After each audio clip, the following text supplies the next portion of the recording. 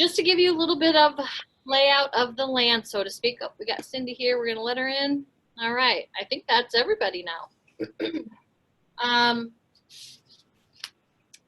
I am, of course, Erin Duckworth. For those, I think I've met just about everybody on here. If there's someone on here that I haven't, hi, I'm Erin Duckworth. I'm your team leader. And I always kick off the first session of Ignite. And during this first session of Ignite, we're going to uncover your big why and how to go about achieving it. We're going to talk about committing to daily lead generation to grow your business. We're also going to spend some time using sales language to win clients. In other words, scripts. We're going to talk about scripting. And then we're also going to talk about being accountable to your big why in your life, because those, none of those three things really happen without holding yourself accountable or having someone in your world holding you accountable to what your big why is, right? Accountability is where you win the race, so to speak. All right, it looks like we've got our first comment in chat. Sorry, guys, I'm working through. Okay, nice, Chris. Chris, for all of you guys, if you're wondering, I did see your lips moving earlier, is simultaneously working through a purchase agreement. That's amazing. Chris, is this your first purchase agreement? Oh, he's probably still working through it. All right, way to go, Chris. Nice work. Excuse me. So, guys, the schedule that exists is on Mondays, Wednesdays, and Fridays, you're in class. This is the only one of the classes that runs from 1 to 4. And that's because I had some meetings this morning and couldn't do it at your regularly scheduled time, which moving forward will be 9 a.m. to 12 p.m. Okay, so you'll be done just in time for lunch. So Monday, Wednesday, Fridays for the next 4 weeks, you're going to be meeting on here after today from 9 to noon. On Tuesdays and Thursdays, or the weekend, we call those your mission days. There will be homework that's assigned to you, and you're going to want to make sure that you complete your homework, as well as what we call your daily 10-4, and we're going to go over that, what that means as well. Was everyone able to either A, get a binder with all of your material, or B, and I want you to type yes in the chat room if you could, just so that we can keep track. Were you able to either A, get a binder, or B, access the materials online? You're able to do that for free. If you guys can just check in and let us know. The other thing I want to know is, have you been able to log into and find where the tracker is yet? So maybe put yes to materials, yes to tracker, however you guys want to do it, just let us know. We just want to keep track of and make sure that you guys are getting what you need. Just going to take a peek here. Yes, yes, yes. Got the binder. Unable to locate the tracker. Okay. I'll do my best to walk you guys through that without disturbing our PowerPoint towards the end on where to locate the tracker, okay? Yes to both, yes to both. Okay, great. Nice work, guys. Love it. And I know Lisa's on here. I don't know if she's listening, but a huge thank you and applause for help putting Ignite together. It is a huge undertaking every time we schedule Ignite, lining up all the instructors, getting you guys the materials, particularly doing it online this way, getting you guys the instructions well in advance. So super grateful to, I got a frog in my throat and I apologize. Super grateful to Lisa for getting everybody what they needed. Wednesday, your instructor is going to be Megan Moreau. In our closed Facebook group, I believe we posted this. This shows you who your instructors are going to be in case you're curious. So Megan's going to be spending time on Wednesday talking about building your business, your database, grow your database, organize your database. Here's the deal, guys. You do absolutely not want to miss this. You want to be on as much of that as possible on Wednesday, because Megan is a beast when it comes to systems. She has systematized everything. She uses our command systems at a really high level. And your database is really what I call your data bank. Everything flows from there. So make sure you don't miss that on Wednesday. And then Lori Mangan on Friday is going to be Find Your Business.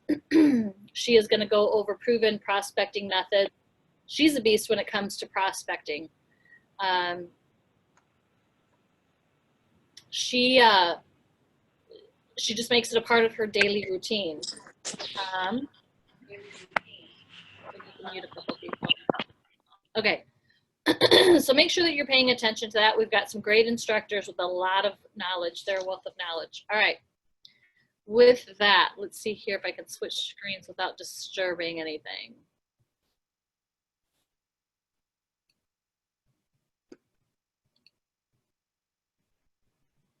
All right, I think everyone's on here, so I am going to minimize this. Get it out of my way, maybe. There we go. All right. Welcome to Ignite. Get your head in the game. So there are some questions on page 7. If you guys wouldn't mind turning to that, it should say just that. Get your head in the game.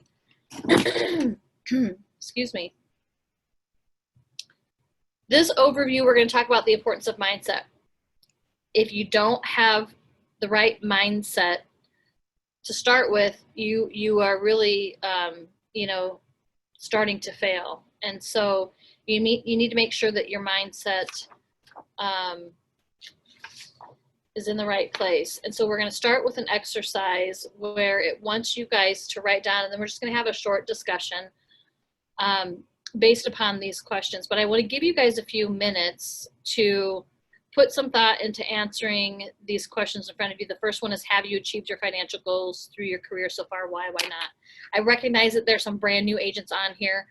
We've got a couple guests that aren't even agents yet. And so that question may seem a little silly, but the exercise is to get you to start thinking about what your financial thermostat looks like and what your financial goals are. So I'm going to give you guys about 5 minutes to just quickly go through those and answer them. Okay, I'm going to set a timer here. Hey, Aaron, I reached out to Lisa because I realized I did not reply to her email regarding the digital file, so I don't have the links yet, so I'm looking for those. Okay. While these guys are working on their answers, I'm going to step out and see if there's anything she can do to assist with that, Lanier. Yeah, I just emailed her like 4 minutes ago, so hopefully, okay. I don't know if she's looking at it or not. Okay, so. Sounds good. Thanks. Hey, Lanier, I am here.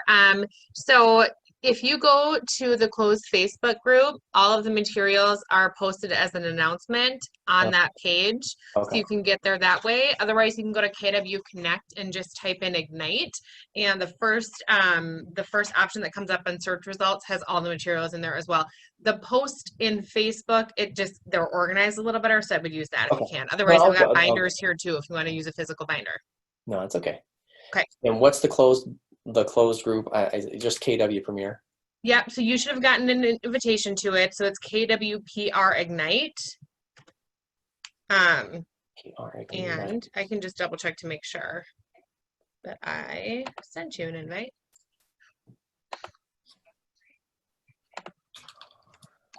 PR Ignite. KWPR Ignite. Okay. Visit group.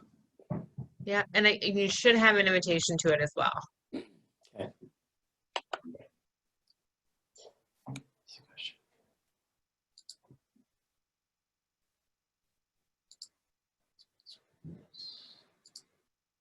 Is it under, where would I go to find the files? I'm sorry. Nope, that's okay. So if you go under the discussion tab, okay. It's the first post there. It's posted as an announcement, and it says all Ignite e-materials can be found here. So click on that link, there we go. And then you'll need your credentials. But everything for Power Session 1 is right there, and all the sessions. Okay. Do you see them? Yep. Ignite your business. Yep. I've got it open. Okay. Yep, so you would just want to download and print or download and save and have in front of you everything you need for that Power Session 1. And then if you scroll all the way down on that page, Lanier, under additional resources, there's some other things that you'll need at some point in the sessions as well. Just if you're having trouble finding something that's maybe not necessarily under that Power Session, chances are it's down here. Okay, thank you, wonderful. Yep, okay, you bet. You think I'd remember all this stuff by now, but nope, it's getting worse. It's like drinking through a fire hose, and everybody feels the same way. So it's a lot of information to take in at the beginning. All right. Just for those of you who may have had trouble logging into my tracker, Lisa did post the link in the comment section. I think there was one or two of you maybe that had some trouble with that. So just know that it's there. All right. Oops, didn't mean to do that. Sorry guys, I'm trying to get rid of this frog. All right. So, have you achieved your financial goals through your careers so far? Why or why not? Whomever is comfortable sharing. I want this to be participatory. Otherwise, you guys are gonna get really bored having me talk at you the whole time. So based upon that answer, here's the question that I want, I want to create some dialogue around. Whether you have or you haven't, what is the one thing that makes one real estate agent, I'm curious what you guys think, more successful than others? Who has any ideas surrounding that? In your opinion, what makes one real estate agent more successful than others? Maybe more referrals. More referrals, okay. They've I got would more- assume, sorry, I would assume that it would have something to do with bravery, I guess. Like being willing to put yourself out there, Okay. and kind of go for it even in uncomfortable situations, or, like risking the rejection, I guess. Yeah, having that thick skin and being tenacious, I like it. What else?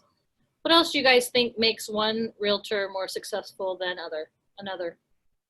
Holding yourself accountable Absolutely. and Was Pick- prioritizing. Hi, Pick. How are you? Good to see you. You too. Absolutely. What else, guys? I think I think it's it just, you can go. just doing the daily work. It's the follow-up, the lead generation. Oh, ding, ding, ding, Cindy. That's the word I was looking for. Yes to everything that you guys have said so far, but I would say that the absolute number one thing that sets realtors apart from one another is to lead generate, not just to lead generate, but lead generate daily, right? Without a lead, business just does not exist in our world as real estate agents, right? So your one and only focus every single day when you wake up in the morning is to lead generate. It's to go out and find a lead, because everything that we do flows from that, right? So the next question is, why do you think most agents don't do it? There are a couple things that you said earlier that might sort of lead to that. I Lisa, would you say hit on a fear of couple. rejection. Fear of rejection, absolutely. What else? I mean, probably not having your scripts down, like getting stumbled over, what you're trying to say or wanting to say, and maybe over speaking. Or maybe just lack of confidence, just fear has you frozen because, to your point, Lisa, you don't have your scripts down yet. What else? So they're not skilled enough yet. Fear of rejection. What else? Lazy. Lazy, yeah. Throw it out there. Not knowing else? How? I'll speak for myself. It's hard. It's hard to be committed to do it daily, right? You have to be really committed to not allow anything to get in the way of your lead generation every day. Or they haven't set any goals, so they don't really know what they're trying to attain. Absolutely. That's why it's so important to know exactly what your financial thermostat is and what your big why is, Nick. And we're going to go over both of those today. Because if you don't know what you're working towards, sometimes it's really difficult to stay motivated, to do the lead generation when you'd rather be on the golf course or hitting the snooze button or, all of the different things that we can find excuses to do outside of what we should be doing. Okay. How do you guys feel about that? What do you think about all those different excuses that were thrown out there?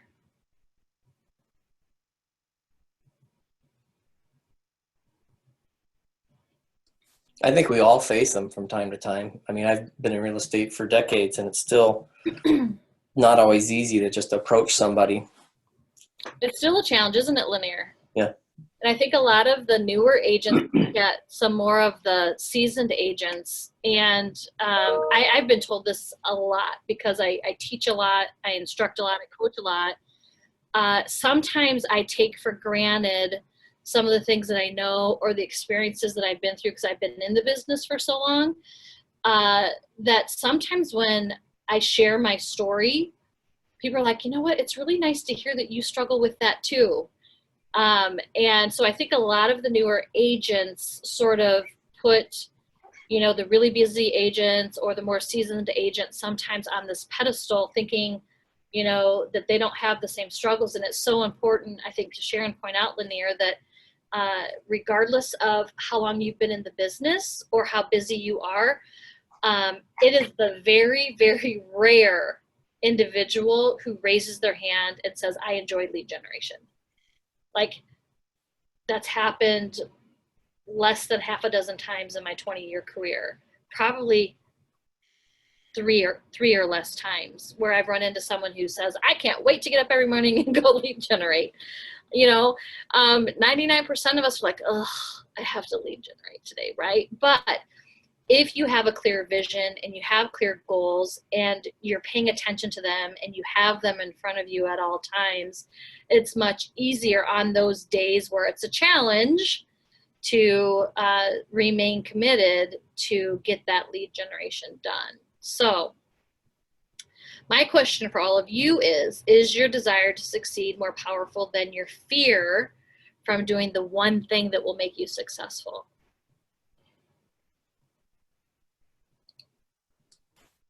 Yes. Are we supposed to answer yes there? Yes, thank you. Yes. I hope that's a yes for all of you. All right. Okay. Let me see. Before we get to the 6 personal perspectives, did you guys watch, for those of you that got your homework and your stuff ahead of time and took a look at it, were you guys able to access the videos and did you watch them on the 6 personal perspectives? You can just give me a nod or a thumbs up. Yeah, okay, good, great. Awesome. Okay, sorry, I'm getting distracted with the chat room, just checking.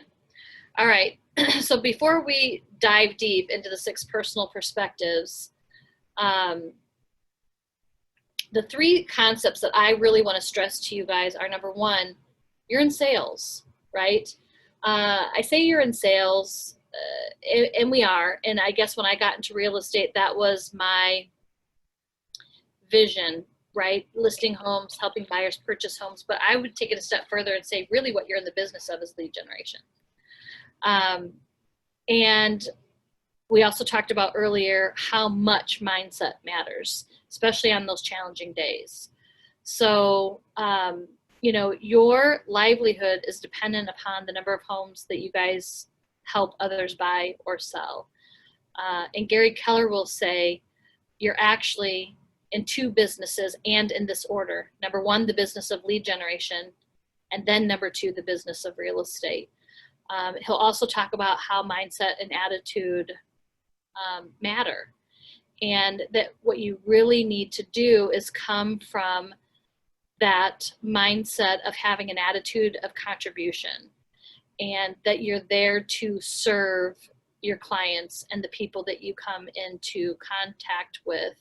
And if you change your mindset to focus on being of service, then you're going to come across as genuine. You're not going to come across as, for lack of a better term, no offense if we have any, I probably should come up with a different analogy, but like used car salesman, right? I mean, there's the stereotypical used car salesman that people refer to when it comes to being in sales. So you want to make sure that you're adapting a mindset of coming from contribution, that you're there to be of service to people, because that will allow you to communicate more effectively with customers and win their trust, earn their trust. You guys have probably heard that saying before, people don't care how much you know until they know how much you care. It's so true. You're just coming at people trying to sell them. They're smart, they're savvy, they know almost immediately. All right, so we're going to move on to the 6 personal perspectives. You guys hopefully all watched, or most of you watched the 6 different videos that we had. They'll be brought up again, the 6 personal perspectives. They'll be brought up again and again in Ignite because they're the foundation of our mindset that we subscribe to. So we're going to go over them briefly here, and then I'm curious as we go through them what your favorite personal perspective was as you guys, or what you feel the most important personal perspective is.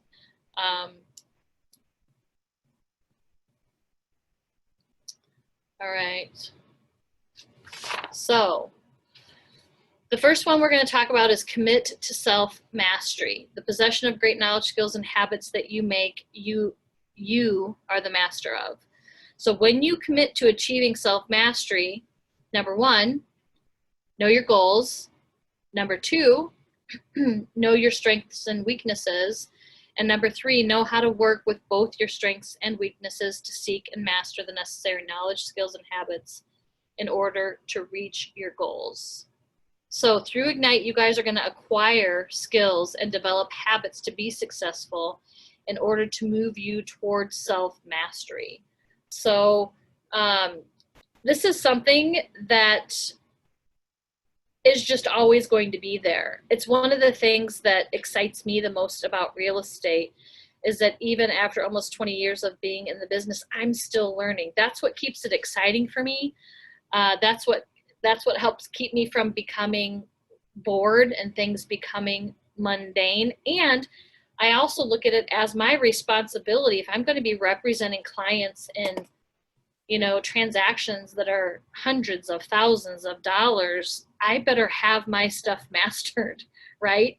When it comes to writing contracts, negotiating contracts, as well as other, parts of your business. You want to make sure that you're mastering things. So self-mastery is really important. The second one is the 80-20 principle. It's the idea. Who can tell me what the 80-20 principle is? Anybody want to take a stab at it? And guys, this is a safe environment, no judgment zone. But who wants to take a stab at explaining the 80-20 principle? What that means? It's going to be my star student today. No takers? All right, you guys are still warming up. That's Oh, okay. sorry. I had to unmute. Is that the one that has to do with prioritizing? Yes. 80-20? Yep. Okay. I mean, that's all I remember so far. But yeah, it's prioritizing, and you have to balance the 2 out. Right. It's prioritizing. You're exactly right. The big rocks and the little rocks. Yeah. So it's the idea that 20% of your actions will lead to 80% of the results, right? Mm-hmm. And so if you focus just on those big rocks and what I call the income producing activities, the 80% will take care of itself. So what I tell a lot of newer agents when they start working with us is oftentimes they will fall victim to what we call analysis paralysis. Anybody familiar with that term? And what I mean by that is, if there is one negative about our company, is that we have so much information, so much tech, so many tools, so many coaching and training programs that it can feel very overwhelming. It feels like you're drinking out of a water hose, right? And because of that, agents don't know where to start, they don't know where to focus, and they start to feel increasing anxiety. And so when I do a check-in with someone, maybe I'm coaching with them or they're coming to me, and I've had this happen several times, Erin, I'm getting frustrated, I'm not finding the traction, whatever the case may be. And my question will be something to the effect of, well, how did your open house go this weekend? Or when was your last buyer consultation? Or what does your listing presentation look like? I'll get things like, well, I don't have a buyer presentation put together yet. So, I haven't called the people back from my open house. Or I have someone who reached out and they're thinking about selling their house, but I don't know how to do a CMA yet. Or I don't have a listing presentation put together yet. Here's the best possible piece of advice I can give you. Stop worrying about perfecting things and just go out and get the business. Bring it back to the office, and there will always, always, always be someone there who's available to help you get ready. Now, The expectation should not be that there's always, always, always someone there with little to no notice, right? So if you guys think that you might be writing a purchase agreement and you haven't done that yet, and you don't have a transaction coach that is assigned to you, or you haven't been through that process yet, I'm not saying that you can't reach out and ask for help, but what I am saying is there may not be someone there at a moment's notice. There may be, there may not be. So if you don't want to get caught with egg on your face, if you think that you're maybe going to be putting a piece of business together, allow yourself plenty of time to either connect with your transaction coach or to connect with someone on leadership so that we can schedule and spend the appropriate amount of time to help you guys get through whatever it is, you know, you're looking to accomplish. So don't feel as though you've got to have all the I's dotted, all the T's crossed in order to go out and get business. We'll help you figure out that other stuff, and it will all come with time, okay? What we want you to do is focus on that top 20%, which is the income producing activities, lead generation, writing purchase agreements, things of that nature, okay? In Ignite, we're gonna identify the 20% for you, all right? Okay. Next one, move from E to P. Who can tell me what moving from E to P means? What do those two letters stand for?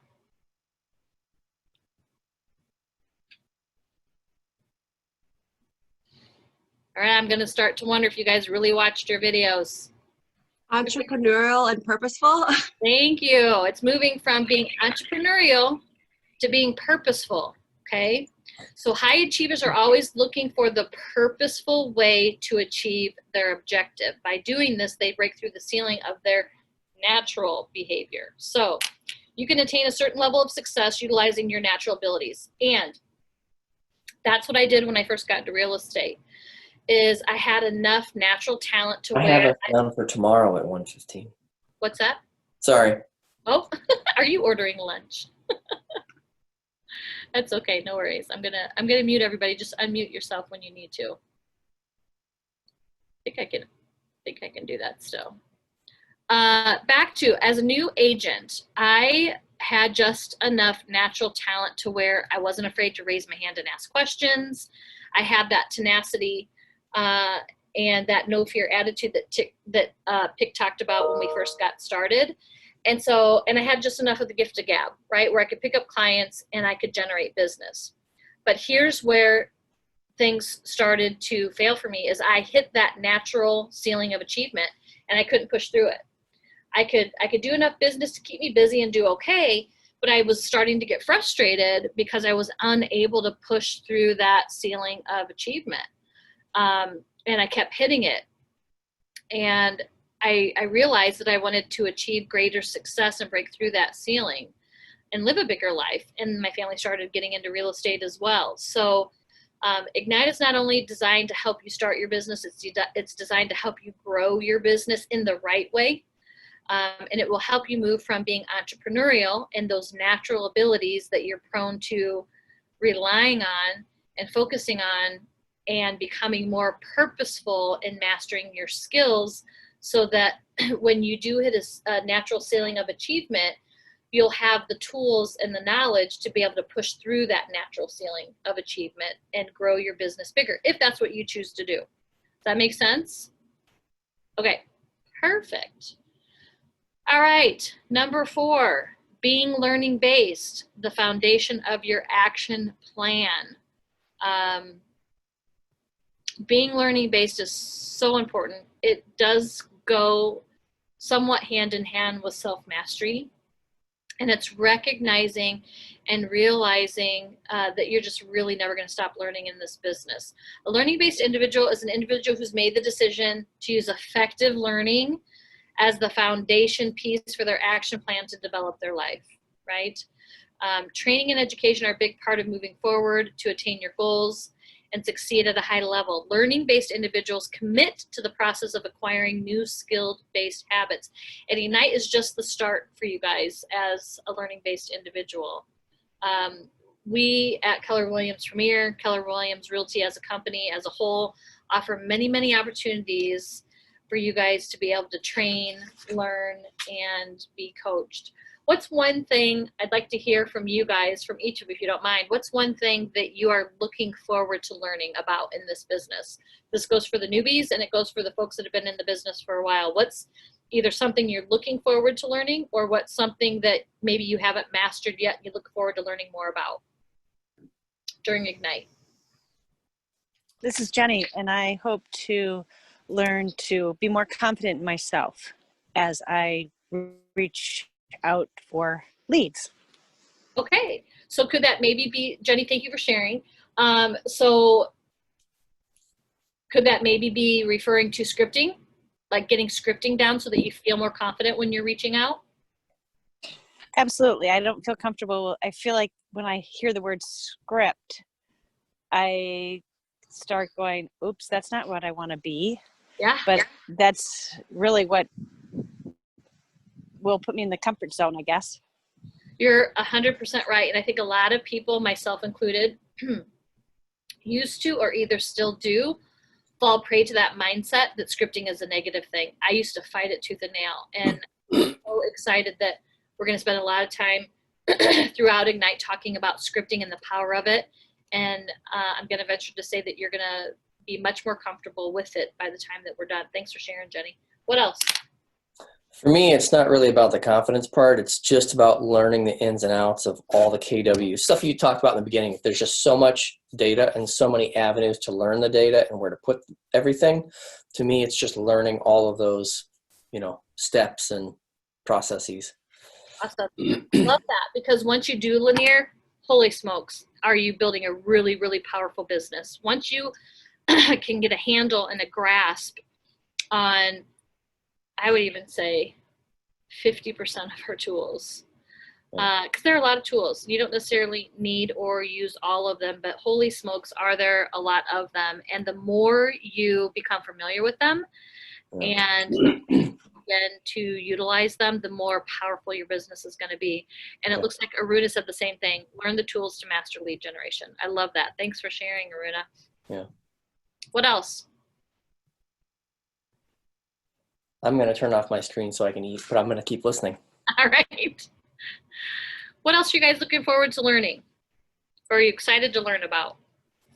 Yeah, I'm still relatively new, so I just like learning all the systems and the tools and just seeing it more times, I guess, from different perspectives and just hearing where everyone else is at. That helped me get a little bit more organized with everything. Awesome. So that helps me succeed a little bit more. Thanks, Nick. I like the point that you brought up about seeing the different ways that people go about it, right? Because one size doesn't fit all.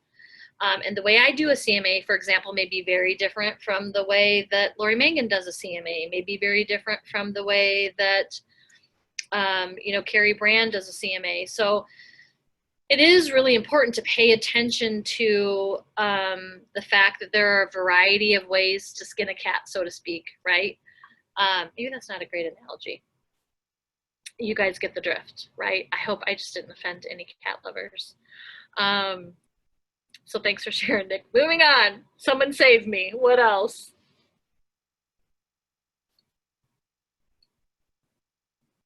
What else are you guys looking forward to learning about? Or are you curious to learn more about?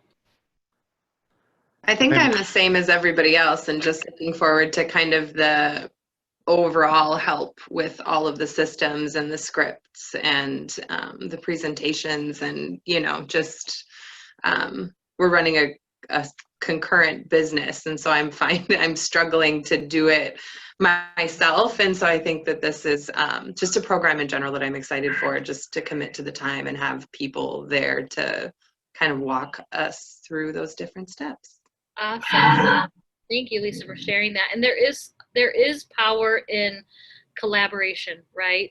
You guys will find, even going through Ignite with one another, that you're going to build a bond because we're creating a safe place here, and there are going to be times where you need to be vulnerable, right? In order to be transparent, in order for us to be able to help you in the best possible way. And so having people that are like-minded as far as you all have a mission, yet different maybe in the way that you approach things. It's one of the things that I love most about Keller Williams. It's that collaboration and that masterminding and sharing of best practices. So I'm glad that you're looking forward to that, Lisa. Anybody else? I'm looking forward to learning more about command and digging deeper, as Megan is going to show us Yes. on Wednesday. I'm looking forward to that, the accountability, and just more about all of the tools that we have available and being more strategic in how I work. Cindy, I am so, I was so incredibly excited to see that you were taking Ignite. Cindy's a seasoned agent. And here's what I love about Cindy being on here. And I remember doing something similar after I had been in the business about 15 years, is I just felt like I'm always a fan and proponent of the foundation blocks, right? And the basics. And, you know, even someone as seasoned as Cindy recognizing that there is still a lot of power in going back and mastering things at an even deeper level. And the fact that you're taking the time, Cindy, to jump in and you're excited to learn more about command, that just excites me incredibly. So, you know, way to set the bar high and a great example for some of these newer agents that regardless of how long you've been licensed and regardless of how much business you do, things like Ignite are a really great way to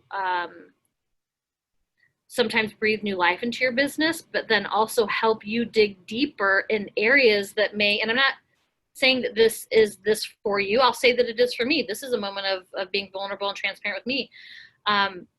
Technology is not my strength. And, you know, when command first started coming our way, and to a certain degree, it still does make me nervous. But the more I dig in and the more I learn, the more confident I become. So thank you for sharing that, Cindy. I'm excited that you're excited about that. Anybody else before we move on? Anything that you're excited, looking forward to learning?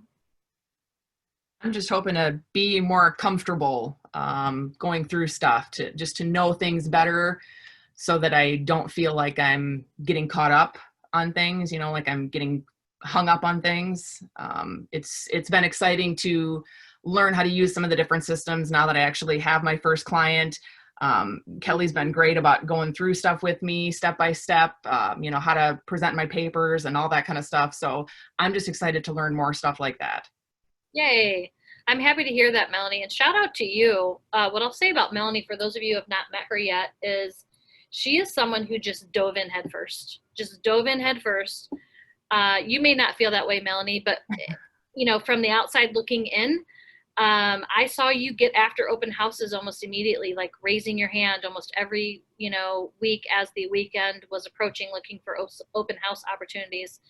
Do you mind sharing with us, where did you get your first client from? Was it from an open house? No, it was actually a referral from a friend. So awesome. Thank you to him. But it came really quick, and I feel like I got super lucky for my first client because it's someone who had already started looking previously, but hadn't signed any papers with anybody. And so then he was referred to me and was ready to sign papers with me because he'd heard such good things, you know, from a mutual friend. And they were very eager to move. So it was a very quick process. We're closing in a few weeks now. It's exciting, but it's overwhelming at the same time. It's given me a little bit of confidence, but I still feel like, I mean, I've been doing a ton of open houses and everything. Unfortunately, I'm not getting a lot of people through these open houses, and it's a little frustrating, but I refuse to give up. So I just keep doing the open houses because, you know, I figure eventually it's going to pay off. So, I mean, that's what I'm going to stick to, but it does really get frustrating to have, you know, open house after open house where maybe one person shows up or nobody shows up, or, you know, so, but I'm just trying to stick with it. You know what I mean? Just trying to use it to build confidence that I'm still doing it and I'm still going out there. But I need more confidence. I need a better level of understanding of things. And I think it'll make it easier that way. That's awesome. Thank you for sharing. And yes, open houses, I will agree with you, I'm sure are frustrating for a lot of people right now. Number one, these listings are selling so quickly that a lot of times if you don't have the house on, you know, long enough, or, I mean, they're selling right away, so you don't have it on long enough sometimes to hold an open house. So a lot of people's strategies right now, I know my team's strategy is we typically go live late on a Thursday or on a Friday, and we already have our open house scheduled for that weekend so that we can squeak at least one open house out of there. And a lot of times, guys, you can squeak out two if you end up taking a couple of days, even if it sells in multiple offers, if they have a 10-day inspection time frame. You know, it is our duty to continue to allow showings if the sellers want them for backup offers. A lot of times you can squeak 2 open houses out of it, but I get it, Melanie. I love the tenacity, you know, that you're displaying and the attitude that you have, that even if it's a slow one and a lot of people don't show up, because here's the deal, you're still winning. I don't know what you're using for open house signs, but if you have your own and they're branded to you, people are seeing your name out there every single weekend after weekend as you're holding open houses. So I share a story. I won't go into it now because I don't want to go on too far of a bunny trail, but I share a story when I teach my open house class where I was a newer agent and I went all in, fully committed to doing open houses every single weekend. And people thought that I had, you know, taken off like a rocket immediately because they assumed, because they saw my open house signs out every single weekend with my name on them, that those were all of my listings, and they weren't. I was borrowing them or holding open houses for other agents that had listings. So there's a lot of power in that. So I would encourage you to keep that great attitude that you have now and just keep at them. Okay, anybody else want to share before we move on to number 5, removing limiting beliefs? Anybody? Man, the screen is really sensitive. I'm sorry, guys, for all the jumping around on the slides here. All right, limiting beliefs. High achievers also remove limiting beliefs from their thinking that hold them back. So in order to successfully develop at a higher level, you'll need to clear your mind of limiting beliefs. For example, I want to ask you guys, I'm going to read these thoughts, and I want you to stop and consider, have any of you had these before? You can either give me a thumbs up, nod yes, type in the chat room.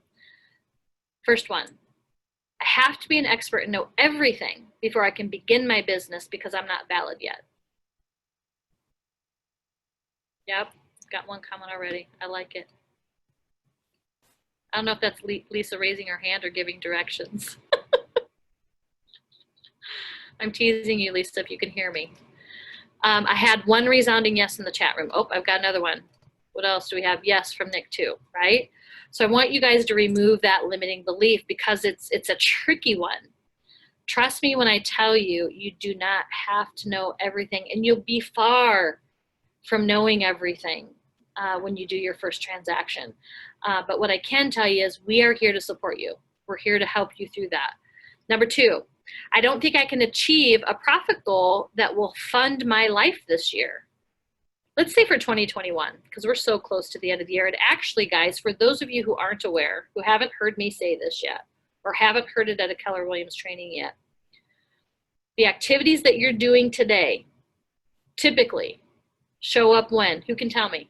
You could be the first to answer that question. 60 days? How many days was that? 60? You're close. 90. 90. So what we're doing today, now that's not to say I couldn't go do an open house this weekend and boom, pick up a client and write a contract and close before the end of the year. Yes, that can happen. But by and large, the activities that we're doing today will show up 90 days from now, which means we're working on what? First quarter business. First quarter of 2021. The first quarter of 2021. Wow, right? Does that blow your mind? We're already working on next year's business. So here's what I'm going to tell you. I get a little bit excited about this. I get a little bit fired up about this. A lot of agents this time of year naturally, who can tell me what they naturally do? The holidays are coming. The weather is changing. School has started. What typically happens this time of year? They take time off. They take time off. And I'm not saying don't take time off, because I take time off around the holidays. And it's important to take time off and reset. But they have ingrained in their minds what they hear other people say. The market starts to shift. It starts to slow down. Nobody wants to look at houses when it's 20 below. No one wants to drive in the ice and snow. School started. Thanksgiving, Christmas, New Year's, football. I don't want to hold open houses this weekend because the Vikings are playing and no one's going to show up anyway, right? They hear other agents and other people in the industry make those comments and they take them at face value. And I want to tell you to tune that out, because I promise you, that's what I did as a brand new agent. And I held open houses every single weekend. I told you guys I committed to that when I first got to the business. I was all in. It was through the fall and through the winter. And my first quarter of every year is typically one of my best. And here's why. Everyone else is taking their foot off the pedal. And so there are more buyers out there to pick up, to nab, to work with, that either A, aren't being serviced, meaning agents aren't returning their phone calls, or they're not taking the time to go out and show them houses, or they're not holding open houses, or they're not, right? So I promise you, there's a reason why we hold bold in the spring and in the fall. And if I were only going to take bold once a year, I usually will take it in the fall, because I know that it's setting me up for a good first quarter. And I don't know about you guys, but when I get off to a really great start in a new year, that really propels me and gives me the kind of mindset and momentum that I'm just going to crush that year. So if you guys are committed and engaged over the next 90 days, trust me when I tell you, you're going to see the results of that come January, February, when others are struggling because they took their foot off the pedal. Next question. Because I'm in the business will come to me naturally. I don't need to devote 3 hours each day to lead generation. Anybody have that thought? No? Okay. I did as a new agent, because it was easier for me than some people who didn't have the disc profile that I have to go out and pick up business. I would have just enough conversations to pick up a deal or two here and there. And so in my mind, remember how we talked about entrepreneurial versus being purposeful? I had just enough natural talent to be able to find business here and there, but I wasn't building anything purposefully, and I wasn't building anything sustainable, I guess is how I would call it. So I had to get out of my own way and realize that even if things tended to come a little bit more naturally to me, I still had to commit to lead generation on a daily basis. Okay. So looks like we have an activity here next. How would you guys like to redirect these negative thoughts into positive ones, into unlimiting instead of limiting beliefs that will fuel your success? So do you guys have an activity in front of you that has you taking those 3 questions that I read to you and flipping them on their head and rewriting them? Do you guys have a worksheet in front of you? What you have looks different from what I have. Do you guys have a set of questions in front of you? Yeah, there's the questions that you just read, and then there's like little bullet points to swap those thoughts around and make them. Is it already out there? Have they already done it for you on what you guys have, or are they asking you to do No, it? they're blanks. Okay, thank you. So I You're want on you page guys, 12, right? page 12, someone can shout that out. Yep, it's page 12. Okay. All right, cool. So I want to give you guys 10 minutes to take those and use those bullet points and rewrite those sentences for me in a way which is going to create an unlimiting belief. Okay? I'm going to set my timer here for 10 minutes, and then we're going to take our first break.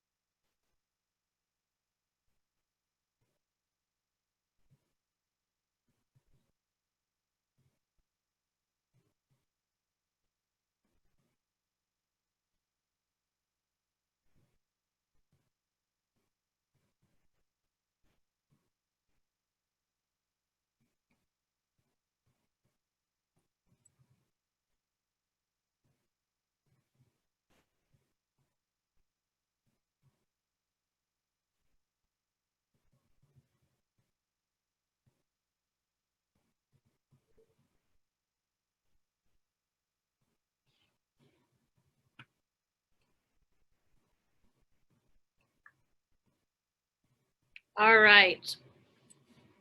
Who's going to be my first volunteer? Oh, let me check the chat room here. Oh, I love it. Look at you overachievers telling me you're done. Love it. All right. So let's start with the first one. I have to be an expert and know everything before I can begin my business. I'm not valid yet. Who wants to flip that one on its head? How did you word that? I can go first. Okay. I'm always learning more about the business every day, and I will use all my resources to give you the best results. I love that. Very good, Nick. I love that. What else? Who else has one? I can go. Okay. Validity in my business will be created by being intentional in learning the systems and tools necessary to become comfortable with myself as an independent real estate professional. I will not expect perfection, but I will commit to being dedicated to the process. Yes, I love it. Perfection it doesn't really exist, right? Yeah. You do the best with what you've got, and as long as you're committed, the rest will come. I like it. What else? I said the only way I can become an expert is by action. I'll learn as I go. Yes, just go pedal to the metal. I like it. That is where the rubber meets the road and where the real learning happens, right? Is when you get into action. Any others before I move on to the next? Anybody else want to share? I just put in dive in and it will, what did I put? Dive in and it will fall into place. Yes, ma'am. Okay, thanks for sharing, Tammy.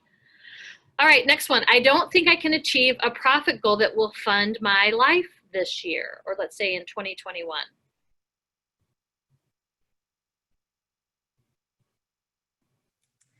I just put in there, you can do anything that you set your mind to.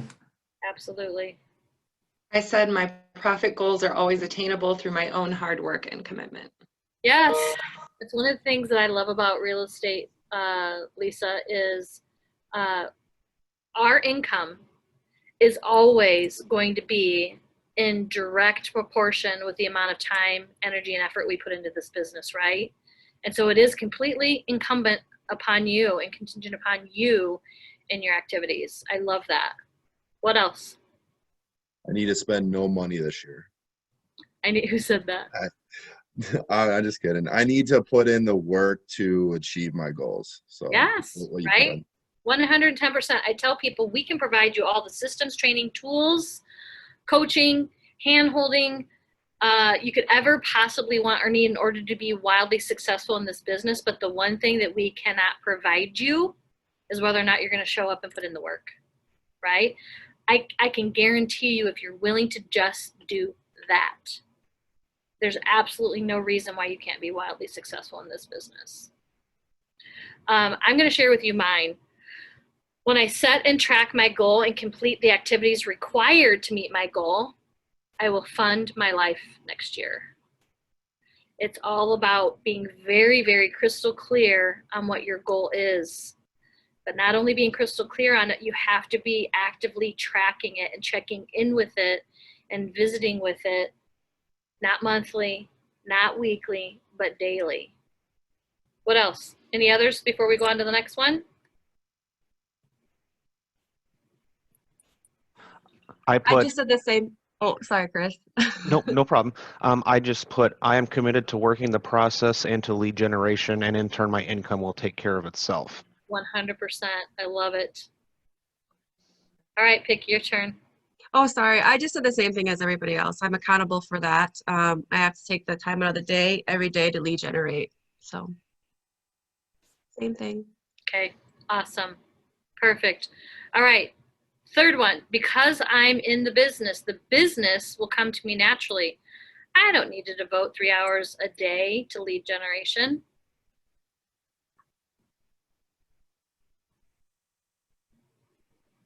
I get out of the business what I put in. Yes, keep it simple, short and sweet. I like it. What else? I just said that's not true because with everything in life, you have to always put 100% or try to, at least. Okay. Yep, I said lead generation is key to my success. I just have to find the method that works best for me. Yes, ma'am. I want to throw a word in there. To consistently have business, I have to consistently go after it. I can't afford to miss 3 hours of lead generation. It's my future. It's really the way that you have to look at it. You have to be consistent in the activities. Here's the deal, guys. I have to do lead generation every day in my role.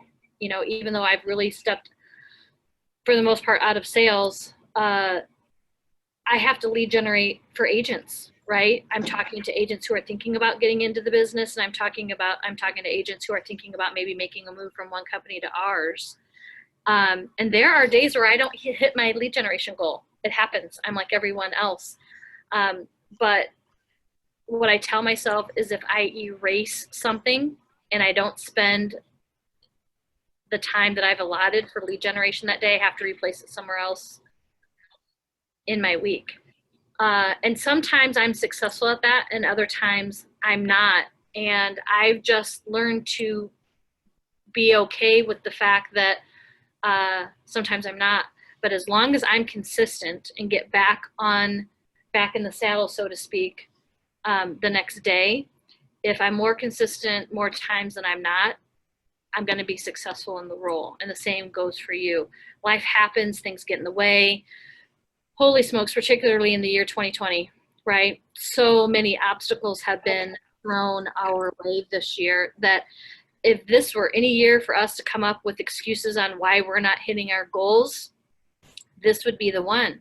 But let me be the first to tell you that we have agents with us this year who are having their best year ever in the midst of a pandemic, in the midst of rioting, in the midst of, you know, all of the craziness that is swirling around us this year.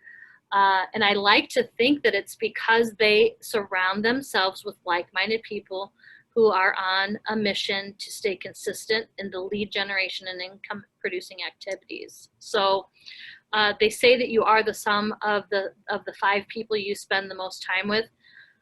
Man, is that true? When I start to feel my mindset slipping or going to a negative place instead of being in that positive place that I want it to be, I do a quick gut check on how I've been spending my time. Who have I been spending it with? What have I been spending it with?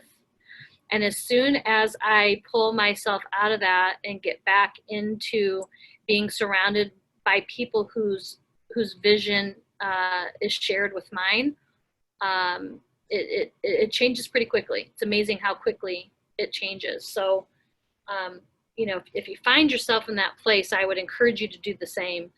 Hit pause, take a look around you, see who you've been spending time with, what you've been spending time on, how you've been spending your time in general.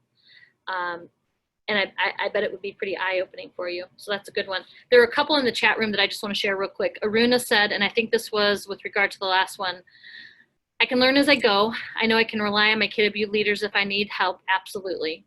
I can achieve my profit goal. I believe in hard work and dedication, and I know I never will go wrong doing that. Lead generation is the key to real estate business. I have to make it a habit to spend time every day to be successful in this business. Absolutely, Aruna. Thank you for sharing that. And one more from Tyler. Tyler, when did you sneak on here? I know you were on here. Or maybe I did. You've been quiet.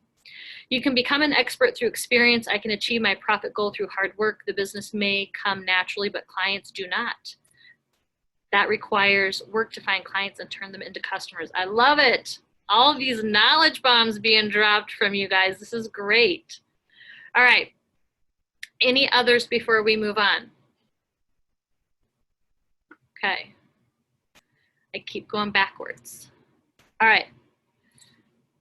We are gonna go over the last step. I know I said we were gonna take a break after this, but let's just go over step 6 or the perspective number 6, and then we'll take our first break. Okay, guys? Be accountable. This is probably next to staying consistent, one of the toughest ones. And it's because most of us who are entrepreneurial and like autonomy, and most people who get into real estate love autonomy, right? They want to be able to create their own schedule, work their own schedule, and not be held accountable. or micromanaged. So being accountable can a lot of times be very uncomfortable, right?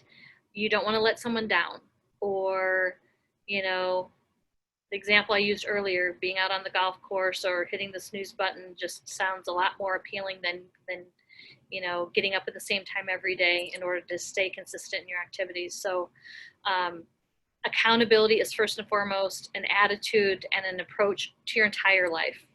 An accountable person says everything in my life is a result of my choices and my actions. I own my life. And I heard some of that in our conversation earlier.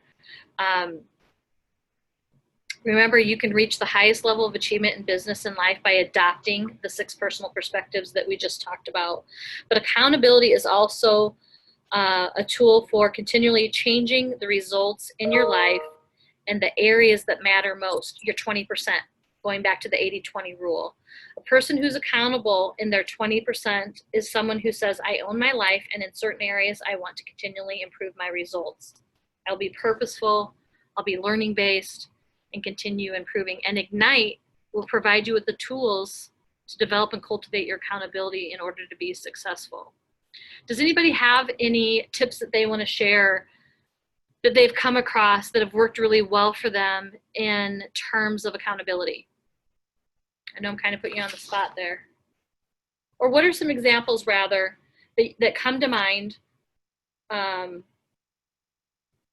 as ways to be held accountable, and not in a punitive way?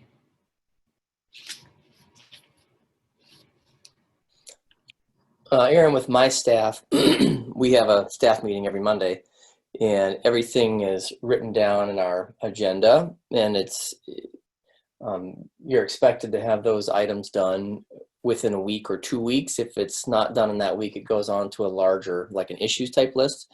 So really, to me, it's just about writing it down, planning your work, working your plan. If you don't write it down, you're never going to hold yourself accountable for it. So in some way, fashion, you have to record it and just follow it. So it's recording it, and then what I'm hearing you say is every Monday you're checking in on it. Yeah. Like where are they at in conjunction with that goal? Yeah, and if you don't have somebody else to hold you accountable, you have to hold yourself accountable, and that's I think that's probably the hardest thing for most anybody to do. Is it's easy to go into a meeting and say, oh crap, I was supposed to get those 5 things done, than to say, oh, I can go to the bar tonight. I'm not going to get in too much trouble. Absolutely. Who are some people in your life? Thank you for sharing that, Lanier. Who are some people in your life that you think you could rely on to help hold you accountable? Are you asking me directly? Everyone. Oh. But feel free to weigh in. Who in your life currently, what do you have in your life currently that you could look to hold you accountable? Maybe it's not just for, let's just say life in general, different things in life. It doesn't have to just be business related. I'd say my husband. Yeah. I heard and my partner. Yeah. Partner. Okay. All right. So a significant other could hold you accountable. Maybe you have some financial goals that you set with each other, or a budget that you set with each other, and you have to rely on one another to hold you accountable. I'm laughing because my husband tries to hold me accountable all the time to the budget. I feel bad. I was just gonna say there are problems there as well, though, because you typically anyway love your significant other similarly to how you would love yourself, which makes things a little bit easier to excuse. Right.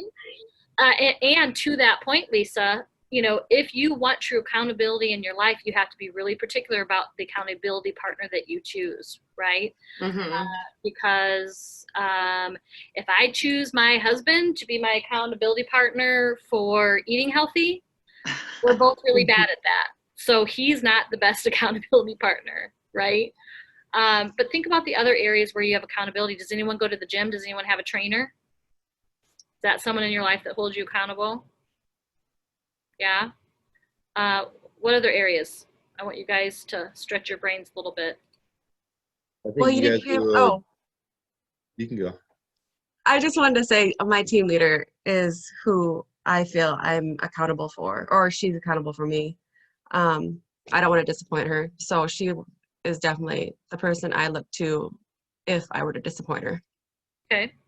Yeah, to piggyback off of that, I think you guys do a good job holding us accountable by just checking in on us and making sure if we need anything or how's everything going. And I know Lisa does a good job, like how's lead gen been going, and that's the biggest thing about the job. So that Awesome. helps.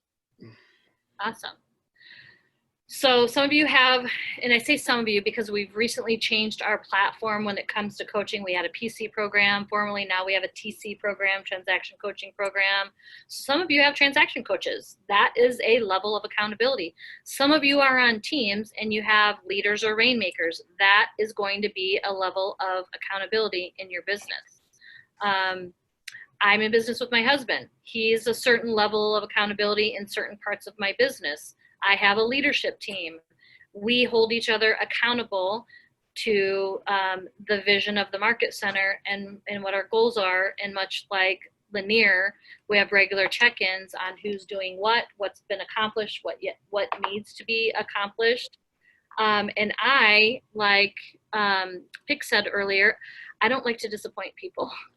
I have a coach that I coach with once a week for 30 minutes. And he's a tough coach. And I picked him because he's a tough coach. He was the only one of the 3 that I interviewed that put a pit in my stomach.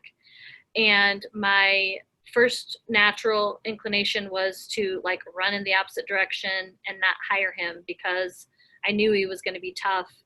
And then as I was considering the 3 that I interviewed, I thought that's exactly the reason why I should pick him, is because he's not going to let me, get away with excuses, and he's going to be tough on me.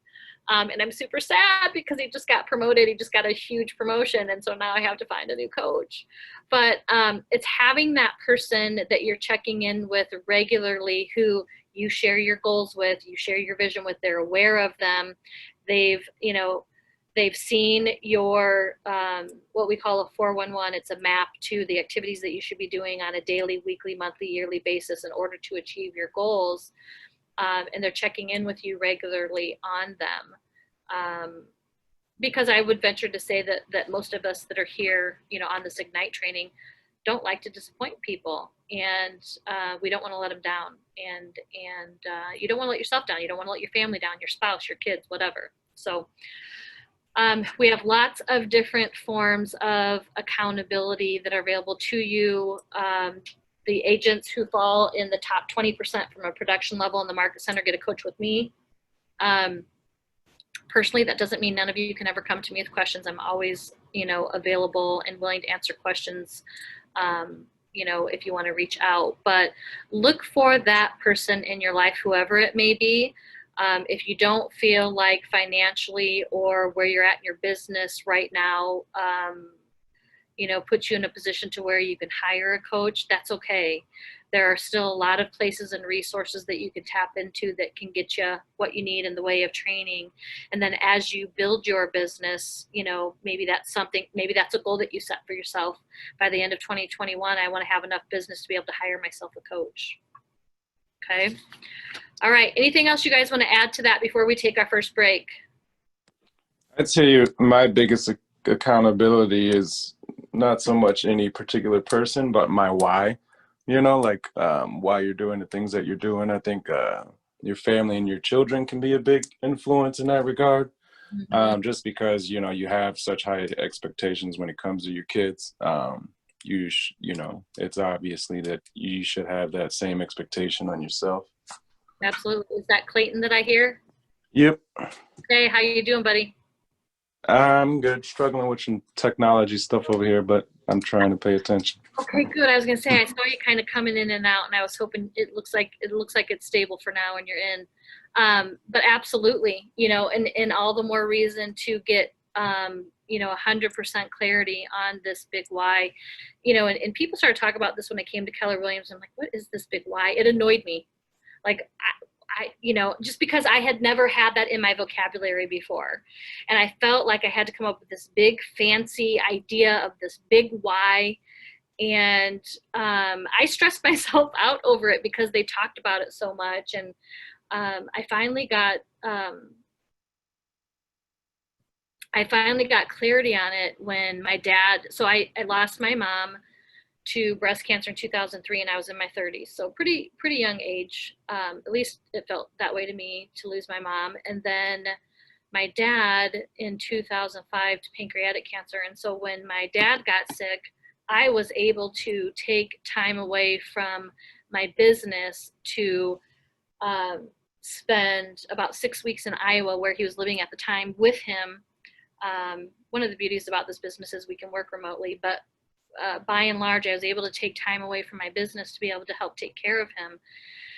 And that's when my big why became crystal clear, is I was so grateful that I was able to be in a position to be able to take time away from my family and somewhat from my business in order to be able to spend the last 6 weeks of his life with him.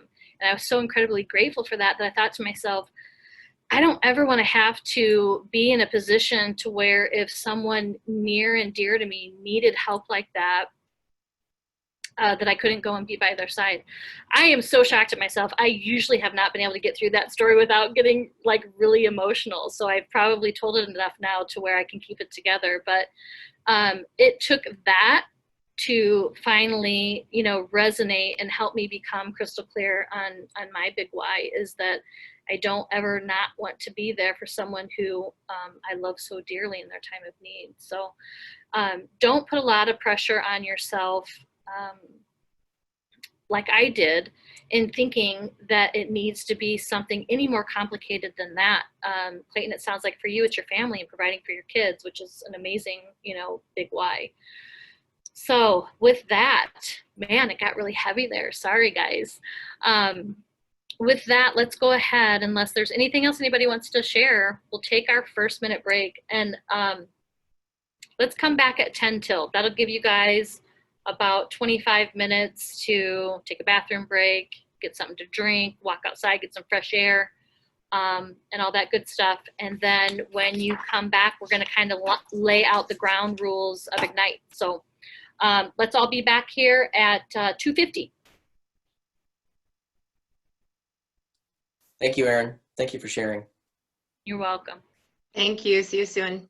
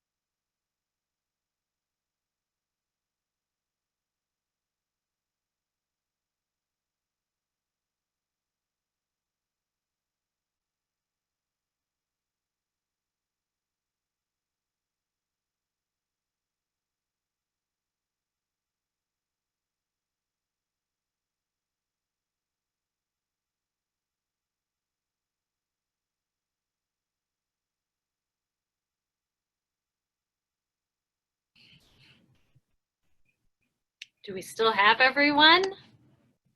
Looks like it. Can you guys hear me okay? Give me a thumbs up if you can.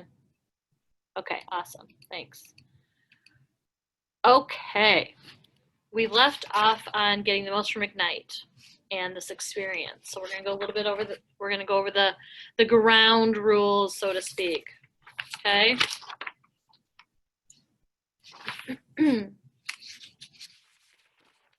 All right.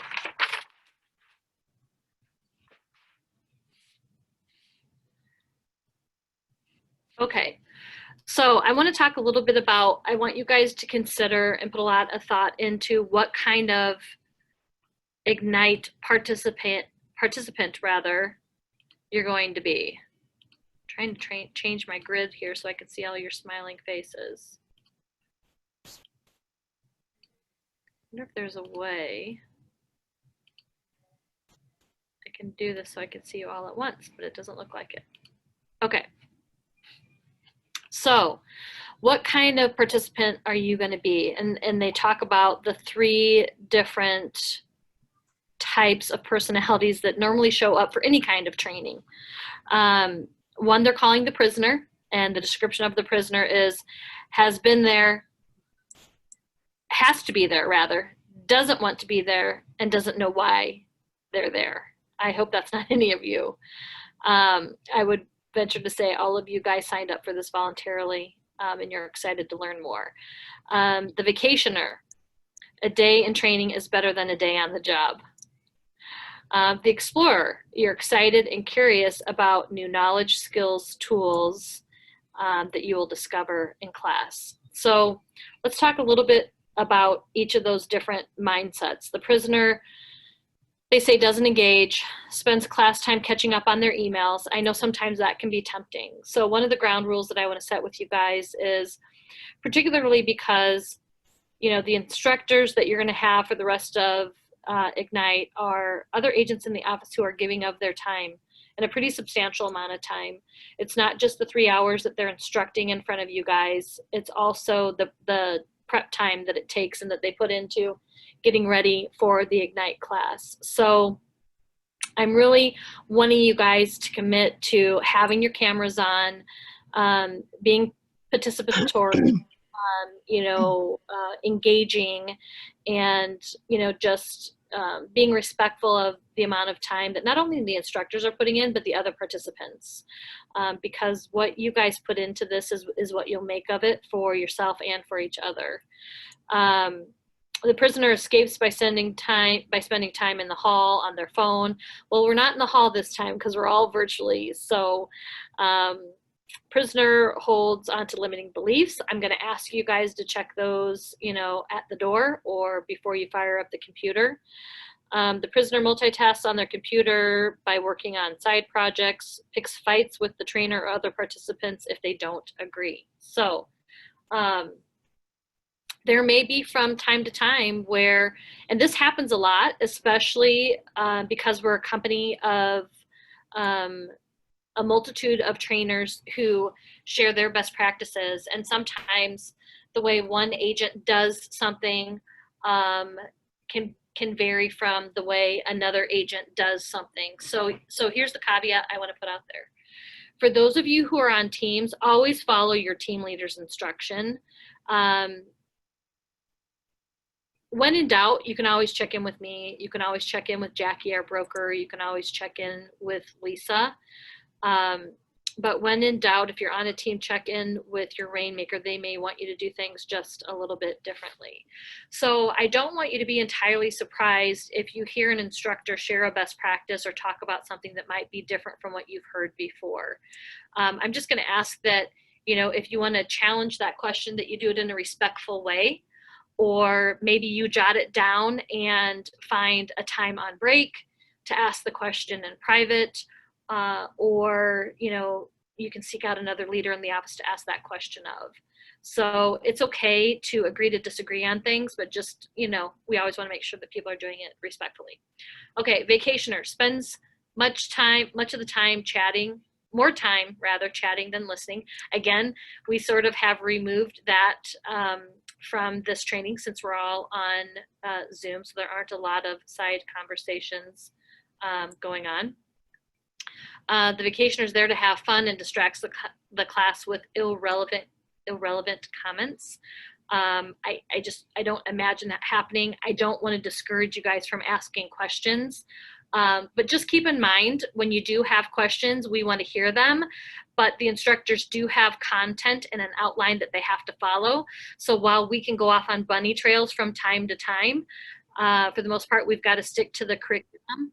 If you have a particular question that pertains to you or a transaction, I would recommend that you choose a time either on break or after Ignite to ask that question, so that, the one thing that pertains to, only you isn't usurping a lot of the time, unless of course it's relevant to the conversation being had and you think that it could be a good learning opportunity for all, okay? Make sure, and you guys were all really great. Maybe I gave a little bit too long of a break there. I don't know, maybe you wouldn't agree. But make sure that you return on time. The vacationer returns late from break and from lunch. We're not going to have lunch to worry about, but you guys will have a couple of breaks sprinkled throughout your trainings. The vacationer is not purposeful in their learning goals. I would recommend that you guys think about part of the reason why we had the dialogue this morning, and I challenged you to think about what you want to get out of Ignite is, I think that it's a good thing to have some goals written down that you hope to get out of Ignite, so that you can be more purposeful in your learning. The vacationer spends the day on their smartphone, texting, checking Facebook. They're basically just not paying attention. So this is who we hope you to be. Okay, the explorer, you're excited and curious about new knowledge, skills, tools that you will discover in class. You're going to listen attentively, then participate fully in discussions and exercises. If you're someone who tends to be a little bit more, I guess, shy, reserved, soft-spoken, that's okay. Again, you're in a safe space here. My hope is that you will take baby steps into fully participating, because the more you do that, the more comfortable you're going to become, which in return is only going to, enhance the learning curve, and just you and your skill set as an agent in general. The explorer asks meaningful questions, contributes compelling, what we call ahas. Ahas, for those of you who aren't familiar with that term, are things that are like, oh my goodness, that was a great piece of information, or wow, I hadn't looked at it from that perspective before, or geez, this is something that I'm really going to take away immediately and try and implement in my business. So I'm going to ask you for ahas from time to time. The explorer arrives to class on time. Again, we talked about returning promptly from breaks.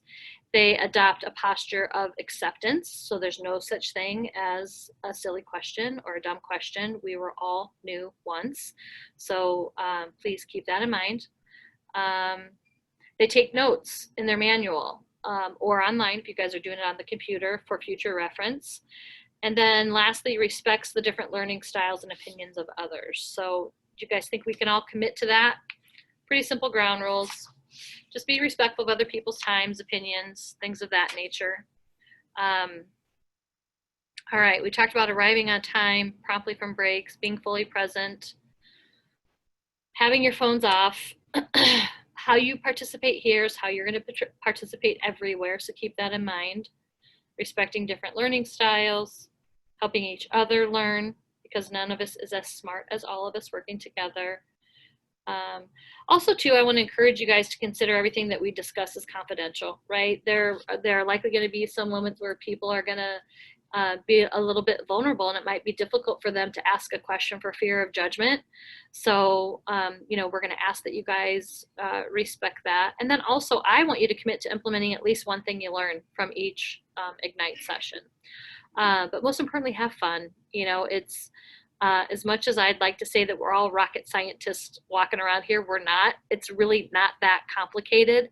It boils down to some pretty simple fundamentals when implemented, can result in a wildly successful career. So any questions that you guys have, or any items that you know, we may want to consider adding to that you guys can think of. Nope, we got it all covered. That's pretty solid. Okay, thank you for that. All right, so we are going to just recap some of what we've gone over already. So if I were to ask you guys to describe your job as a real estate agent in just a few words or one sentence, how would you describe your job? I'm not looking for big, long explanations, just simplify it. Mediator. Mediator, okay? Give me some others. I think helping people. Helping people. Okay, what else? A friend. A friend, okay. Let's dial it down even more. What's the one thing that we talked about being your main focus every day? Lead generation. Lead generation. Okay, perfect. And who is your customer? People who come into our open houses that we can Everyone. clients. Yep. Did I hear someone say everyone? Me. Oh, So that is part of the everyone crowd there, Pig. So, you know, the answer to that is everyone and no one. No one if you don't lead generate, right? So your customer can potentially be everyone you come into contact with, right? So if your job is lead generation and your customer could potentially be anyone, what's your product? You. Yes. What parts of you? Personality. Personality. What else? Appearance. Appearance. What else? honesty. Knowledge. Honesty, knowledge, experience, right? All of those things. So you literally are your own walking billboard. Okay. So what we're going to talk about and the skills that you're going to learn today that are essential to gaining a strong customer base and having success in real estate are skill number one, know your big why. We're not going to spend a ton of time on your monetary goal. I'm gonna expect that you guys work on that on your own. That can just take up a lot of time with so many people, and our time is. Can you believe we only have an hour left already? Yeah. Yeah, it goes by quick. So we're gonna touch on that, and I'm gonna show you where to find the information to work on that yourselves. Skill number two is commitment to daily lead generation. Skill number three is use influence sales language / scripts. It's our fancy way of saying get good at scripts. And number four, be accountable. We talked about that to your big why and your monetary goal. Sound good? All right. So let's start with skill number one, which is know your big why and monetary goals. All right. So what drives you is not only your mindset and your attitude, but what you're passionate about. Clayton spoke earlier about his family, his kids. So this is your reality check. We're going to get to the bottom of the reason why you're in business. So it's time to get brutally honest with yourself about what drives you. So I want you to stop and contemplate what stirs your soul. Why are you in this business? What do you hope to achieve for yourself and for your family? So the answers to those questions are the basis for your big why. They're also what fuel your big why and help you achieve that income goal. So in order to achieve success, you need motivation and inspiration for doing it. So we're going to focus on the big why. Anyone can achieve goals. Anyone can achieve the goals set in this course, but not everyone will. The journey requires discipline. We talked about that earlier. Commitment. We also talked about that. To follow the models, the systems, and the schedule, being committed to following the schedule. It requires passion towards something bigger than the task at hand. So first, have a big why built around your passion, then follow the models, and you'll learn in this course. Keep doing it, and you'll ultimately achieve success. So it's passion for a big why, follow the models, time on task over time equals success. So I'm on page 20. I don't know where you guys are, but they talk about how top agents can articulate their big why, and you'll be able to as well. Again, it's the thing that keeps us going when we get tired or complacent or bored. It's the spark that ignites our way every day. So I want to review some suggestions, and then I want you guys to, we're going to take some time to give you some time rather to think about your big why. So your big why might be to have financial success tied directly to your efforts instead of a salary. To me, that was huge. The thought that my income was always going to be in direct proportion with the time and effort I put into real estate was very empowering for me. I never finished college, and that always bothered me. And never in my wildest dreams would I have imagined the kind of, income stream I've been able to build through real estate without a college degree. So that was a huge attractor, continues to be a big attractor to me. Your big why might be tied to just the fact that you're able to build something that's your own. All of the hard work, time and energy that you're pouring into this business is, helping you create your real estate business. Even if you're on someone else's team, yes, you're helping them build their business as well. But, as a byproduct of that, you're doing the same thing for yourself. Oh, Lisa wants me to check in on the waiting room. I'm not sure how to do that. Bear with me, guys. That's probably why I was hearing some dinging earlier. Waiting room, waiting room. Ah, Lisa, there she is. Hey, Lisa, sorry, we didn't know you were waiting in there. Hopefully she's logging on here. Okay. Sorry, guys. And then your big why might also be just to achieve a bigger life through your business, right? So I often say it's not always about the money, but the good that the money can do, right? Maybe there is a nonprofit or a charity that's near and dear to your heart, and it's not necessarily a certain income goal for yourself, but an income that allows you to either spend time volunteering or donating to a cause that's near and dear to your heart. All right, so I want you guys to all take out a pen and write down the date 12 months from now.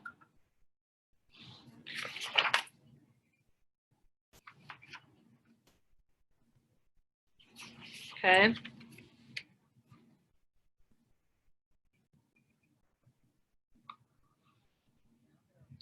All right, now what I want you to do next is, do I have a volunteer to read the bullets that are below that? There's someone that would volunteer to read those bullets out loud for everybody. And while they're reading these bullets, I want you guys to visualize your future.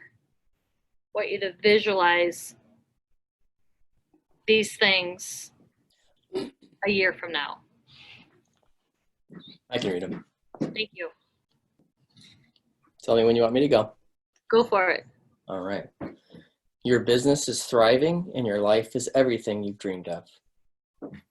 Keep going down the list. Yes, please. Okay. Your customers rave about the experience and value you provide and think of you when they have a real estate need.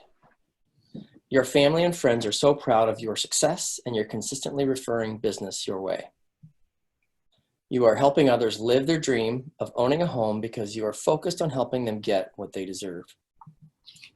You are building the foundation and momentum for your entire career and gaining relationships and experiences and the income you desire.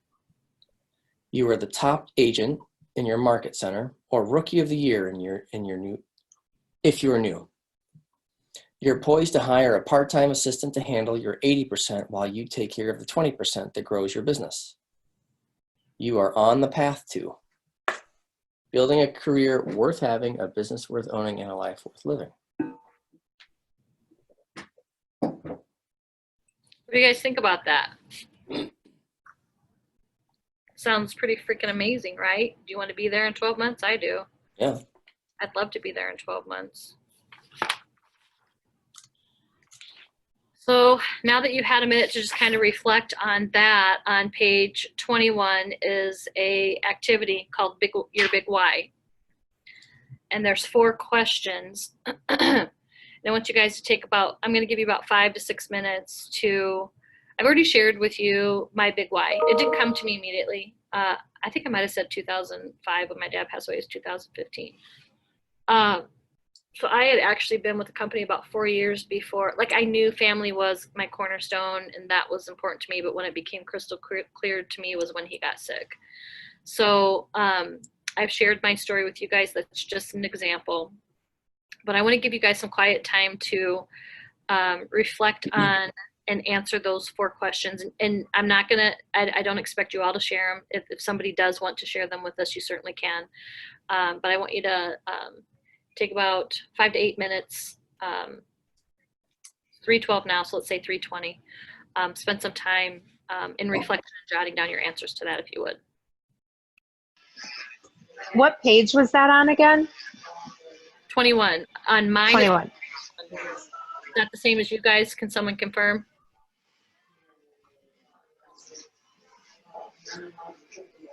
Are you guys not finding it? Yeah, Page 21. Okay, thank you.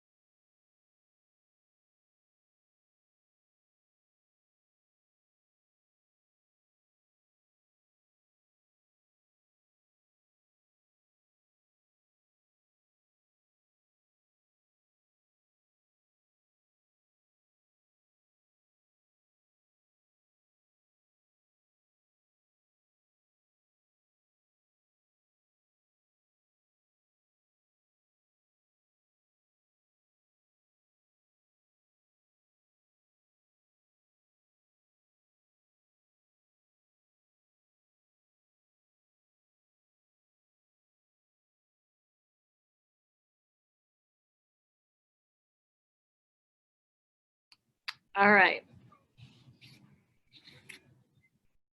Anybody want to share some examples of, what was the first question? Was your driving motivation? The why or goal for career in real estate? That's a pretty safe, easy one. Right. I said to be self-sufficient and help others do the same. So I really like the rental business. So I would like to have a life just based around that. I think being a real estate agent is a good avenue for that industry. Awesome. Awesome. I like something that you started with, Nick, and that was you also want to help others. I'm probably going to screw this up, but there's a saying that if you help enough people get what they want, you'll get what you want. I don't think I screwed it up. And it's so true, right? If you're coming from contribution and pouring into others and helping them meet or exceed their goals, and you're very clear on yours, there's a good chance that in doing so, you're going to achieve your ultimate goals. So I like your train of thought. Anybody else? What's your driving motivation? Mine were and still are, and they change, but financial independence, personal freedom, a passive income, and to follow my love of real estate and architecture. Yes, those are all great ones. Passive income, freedom, following your love of real estate and architecture. And what was the other one?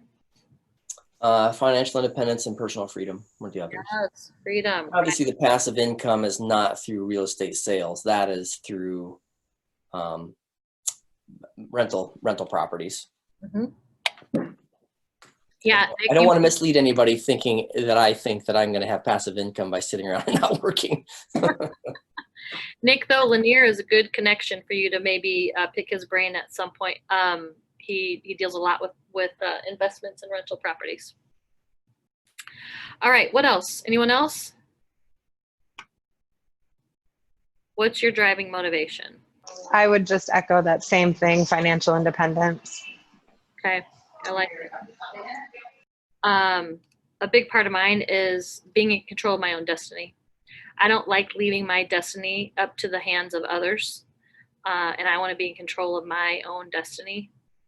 How about, what will achieving your goal mean to you? Anybody want to share? Financial security and time for family. Yes. Who said that? Tammy? Melanie. Melanie? Okay, sorry. Oh, that's my bad. Love it. Absolutely. More time with your family and financial security. What else? What else will achieving your goal mean for you? Yeah, kind of what she said. Just have like a peace of mind financially. That, I mean, be self-sufficient. Just your money works for you. Yeah, and being able to spend time, for me, being able to pick and choose where and how I spend my time. What do I want to spend my time on? Is it with family? Is it with a good cause? So many different places I'd love to be volunteering and spending the majority of my time in. All right, so in what ways will your life change?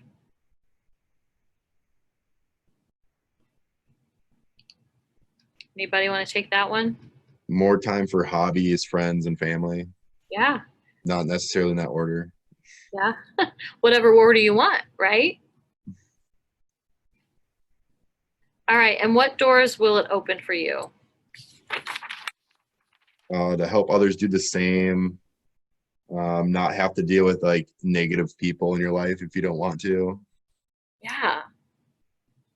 And I would say the number of doors are infinite that might open for you, right? You just never know what sort of doors might open for you as a result of that. So be open to that as well. All right. If we go on to the next page, this is where from your answers that you guys just completed, write one statement that summarizes your big why.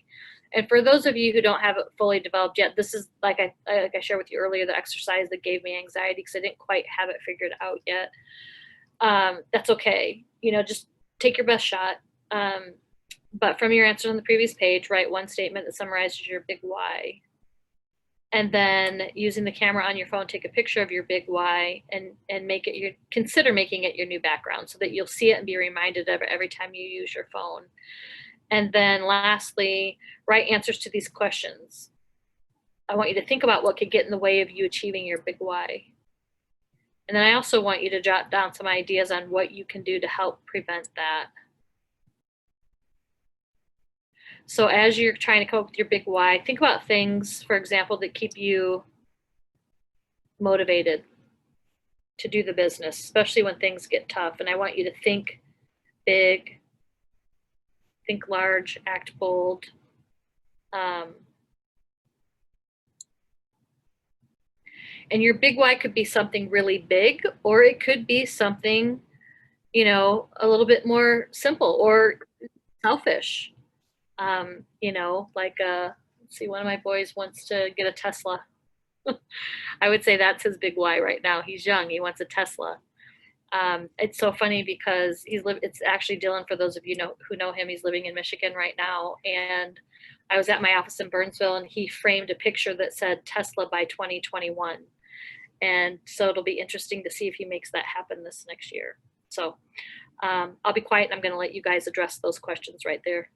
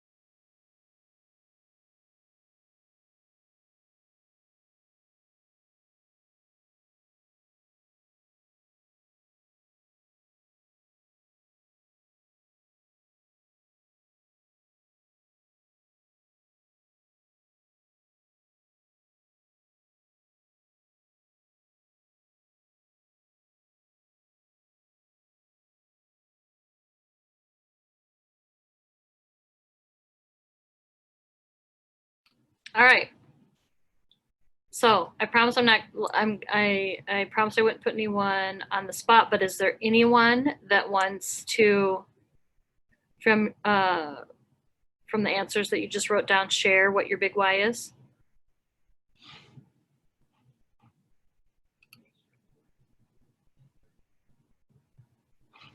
My children. My family, I guess. Not a guess. I know that's what my big why is. Who's talking? Pick? Oh, Okay. it's pick. Yep. Sorry. No, it's okay. I look for whoever's photo is highlighted. Sometimes I have to click through them. Okay, so your family, your kids, or your big why. And my own self-worth as well. Okay, I love that. I love that. What else? Anybody else have one that they want to share? I just wanted to take control of my life again. Yeah, right? Absolutely. I can totally relate to that, Melanie.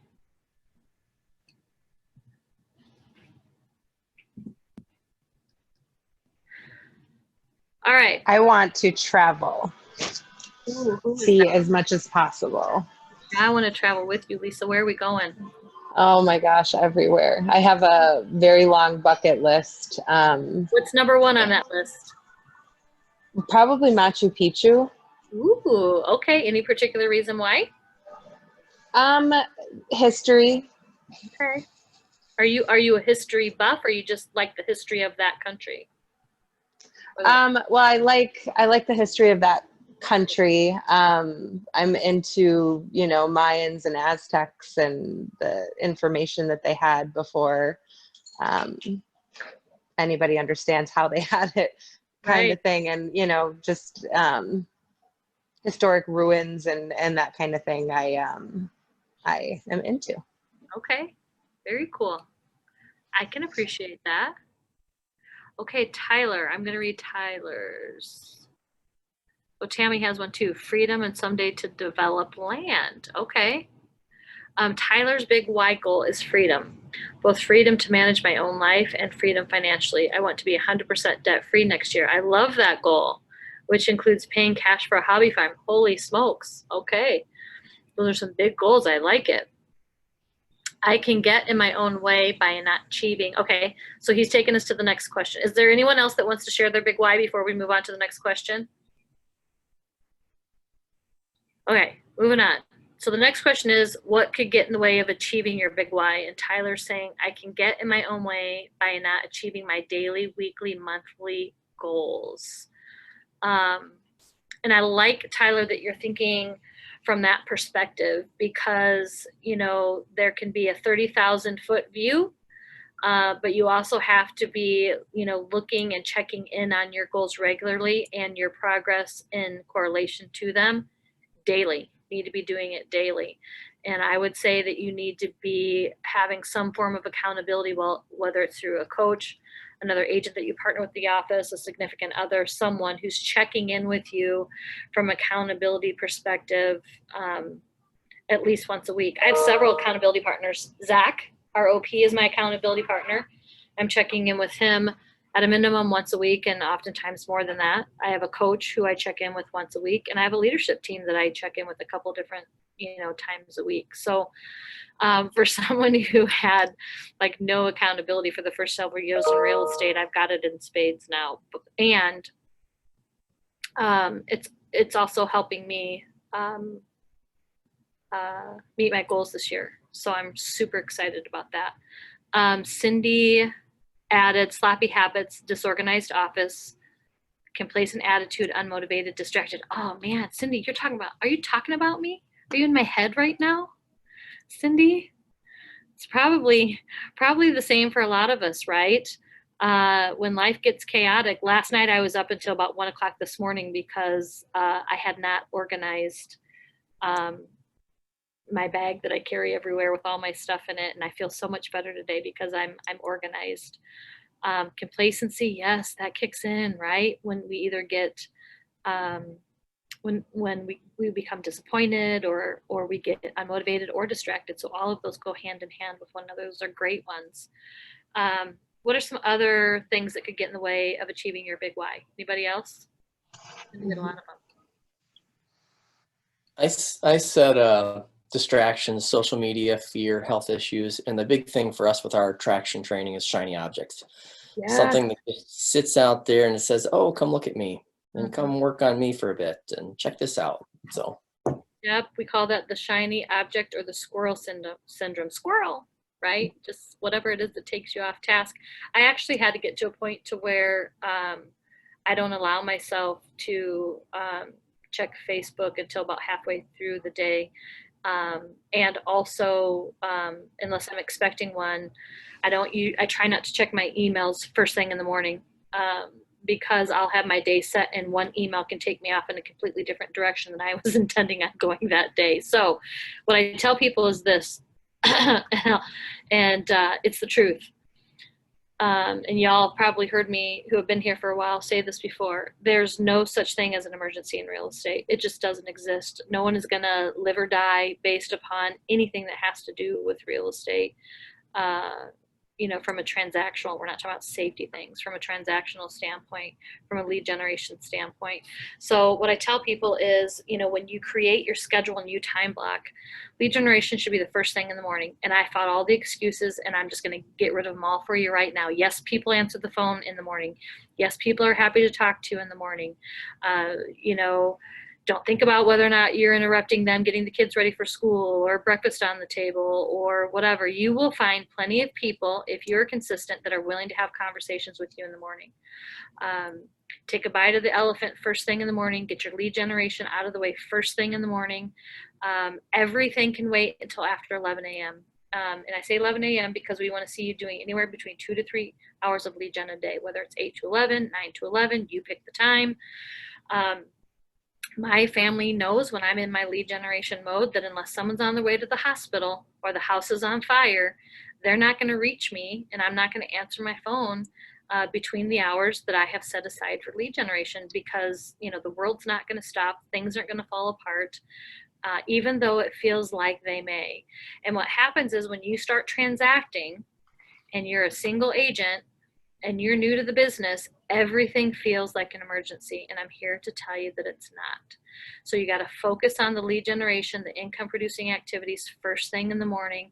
And when that's done, whether it's 10 a.m. or 11 a.m. or whatever time it is you've set aside, then you can spend time checking email, going on Facebook, chasing the shiny objects, doing things that aren't necessarily considered income producing activities. So there, you're all off the hook. There's no such thing as an emergency in real estate. It can all wait. Get your lead gen done first. How can you prevent these things that we talked about from getting in your way?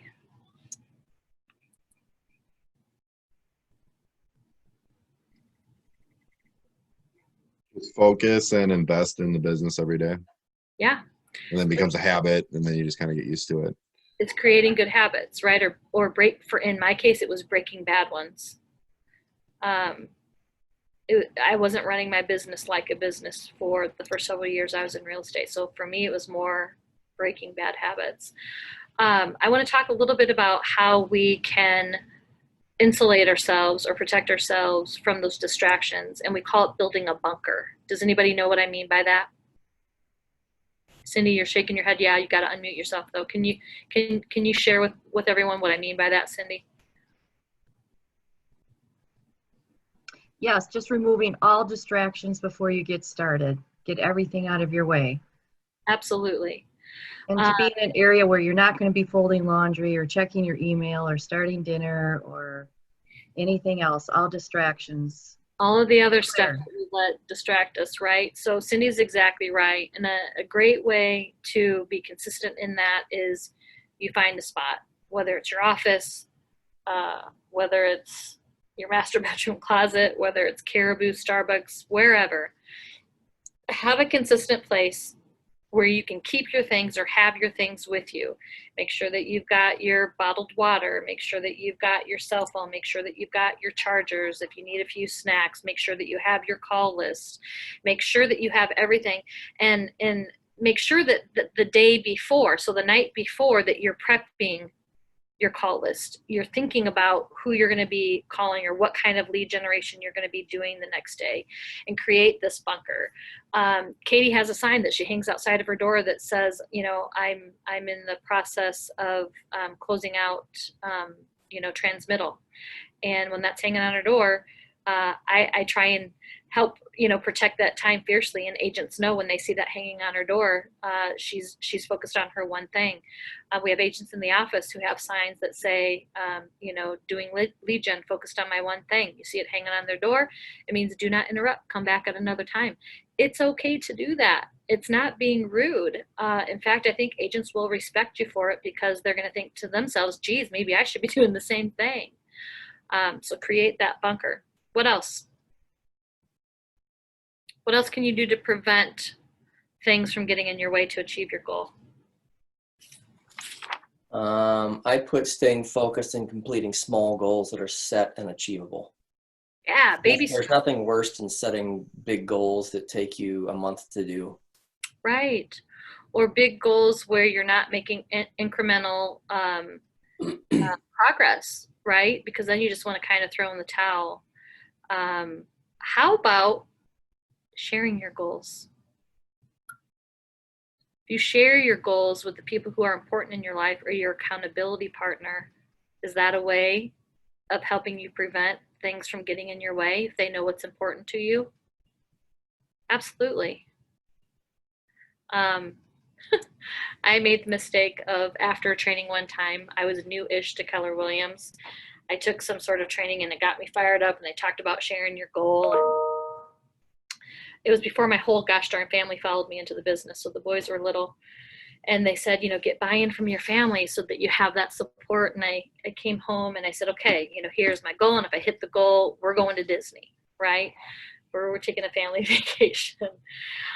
So really put a lot of time and thought into the goal and who you're going to share it with, because we sat down and had a family meeting, and my goal was to set one appointment a day. And I'll never forget, I think it was Dylan. It's either Dylan or Cole. I came home one night, they said, Mom, how was your day? And I said, oh, it was a tough day. I had to get an appointment set. Mom, you got to go back out there. You can't come home until you set an appointment, Mom. Go back out there. So be careful what you ask for, but there is power. And we did go to Disney, by the way. They made sure they held me accountable. There is power in sharing what your goals are with the important people in your life that are either coaching, mentoring, or holding you accountable. What else? Anything else? Otherwise, I feel like I got to pick up the tempo here. You guys, we have 20 minutes left. Okay, we're going to move on. So monetary goal. If you look at pages 23 through, it looks like 26 and 27, nope, through 26, those will walk you through the steps of helping you set your monetary goal. If any of you get stuck or have trouble doing that on your own, reach out. We'll get you the help that you need to either explain it or help walk you through that.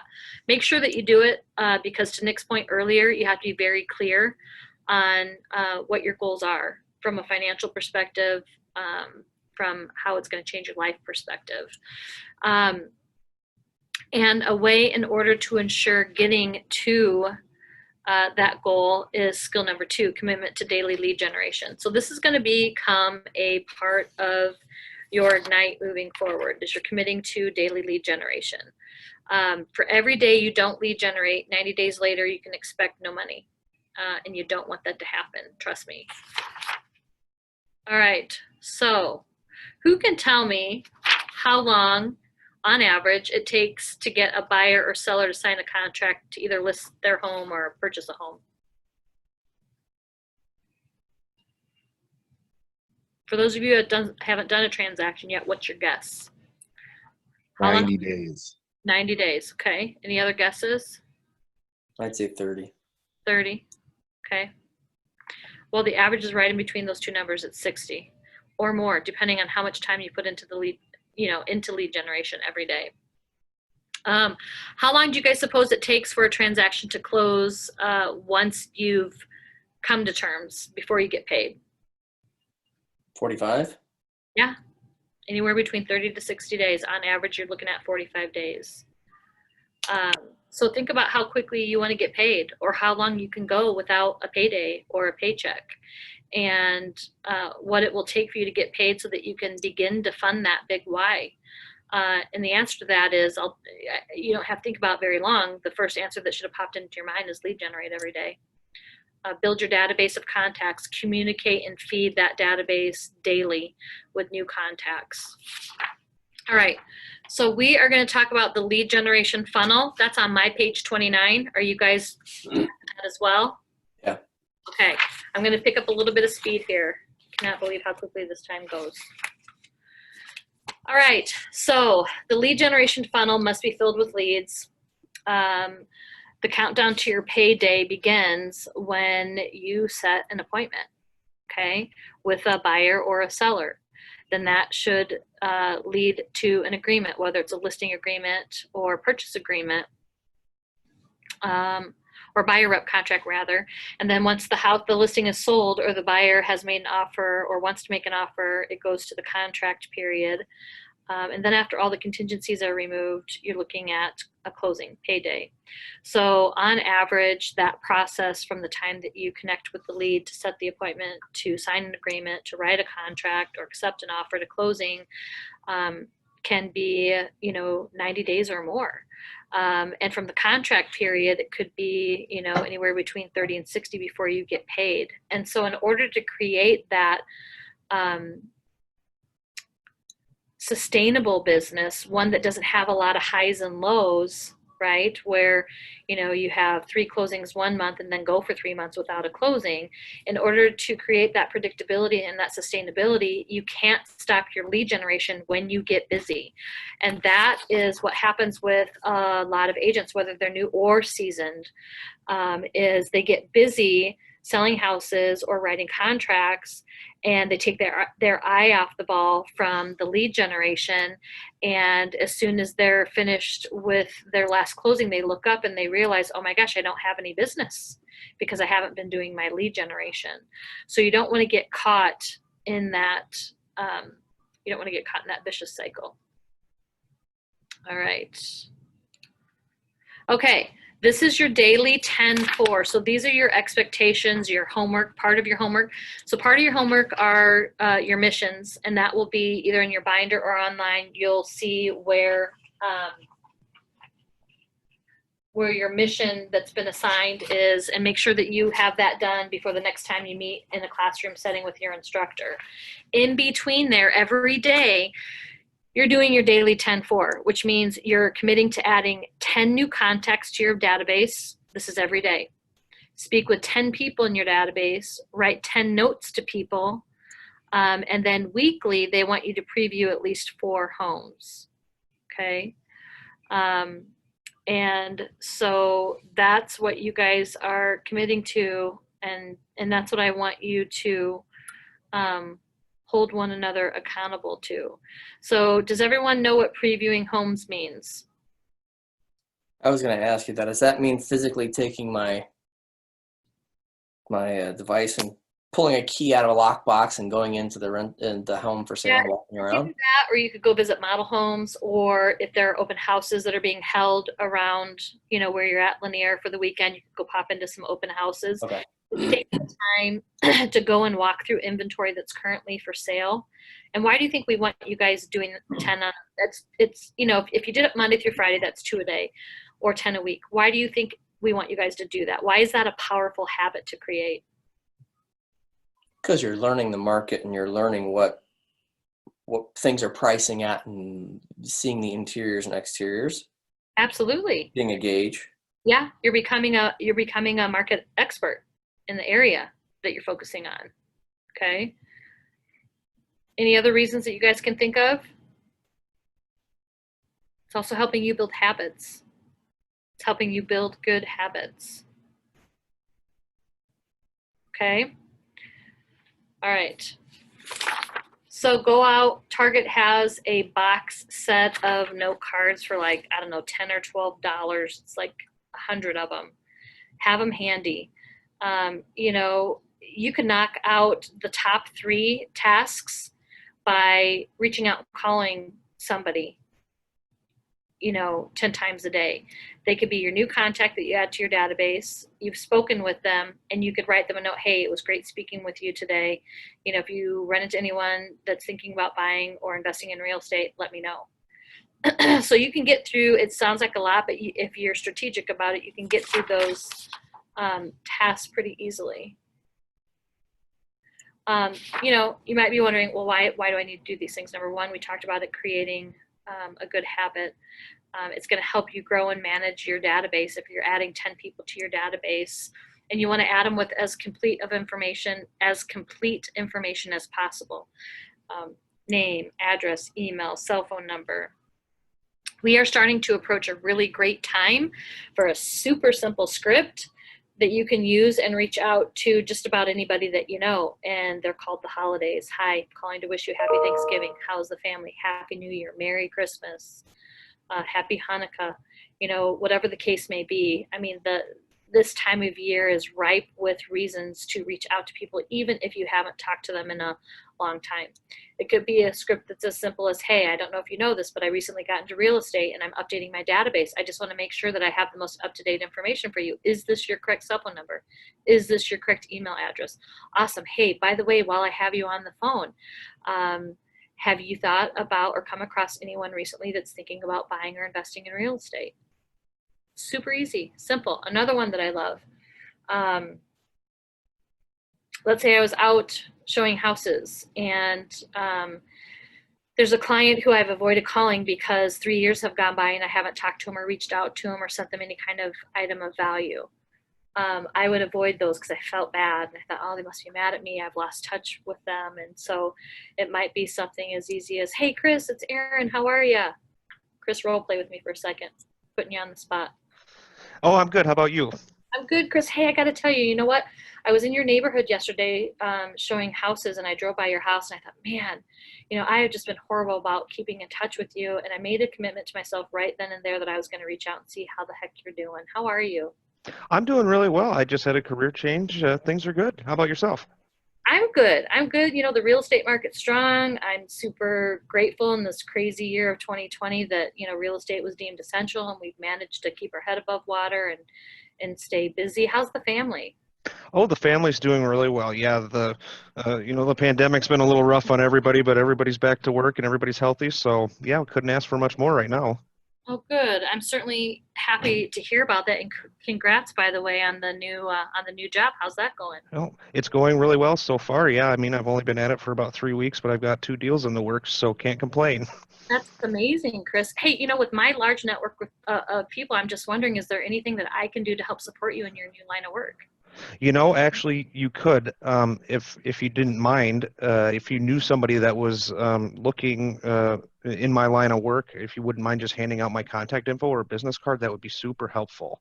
Yeah, that absolutely. You know, can you either, you know, send me a text of your contact information or maybe pop a few business cards in the mail, or maybe I can stop by your office next week or the house sometime. If you want to leave me a stack on the porch, I can run over and grab some. I'd be happy to share them. Yeah, for sure. Definitely. Yep. I'll get some to you. Definitely. Awesome. So hopefully what's going to happen is what Chris did in the beginning is he's going to then turn and say, hey, how's business for you? Hey, Chris, thank you so much for asking. I appreciate it. Have you, you know, with interest rates at an all-time low right now, so many people are deciding to either downsize or buy their dream home.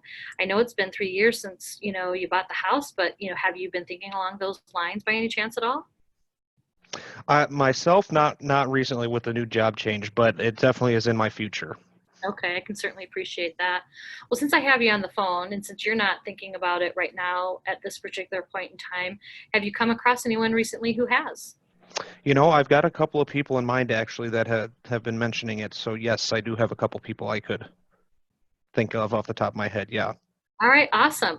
Is that something that you would mind shooting me an email and sending my way so I can follow up with them? Promise I'll take good care of them. You know, promise I'll take good care of them for you.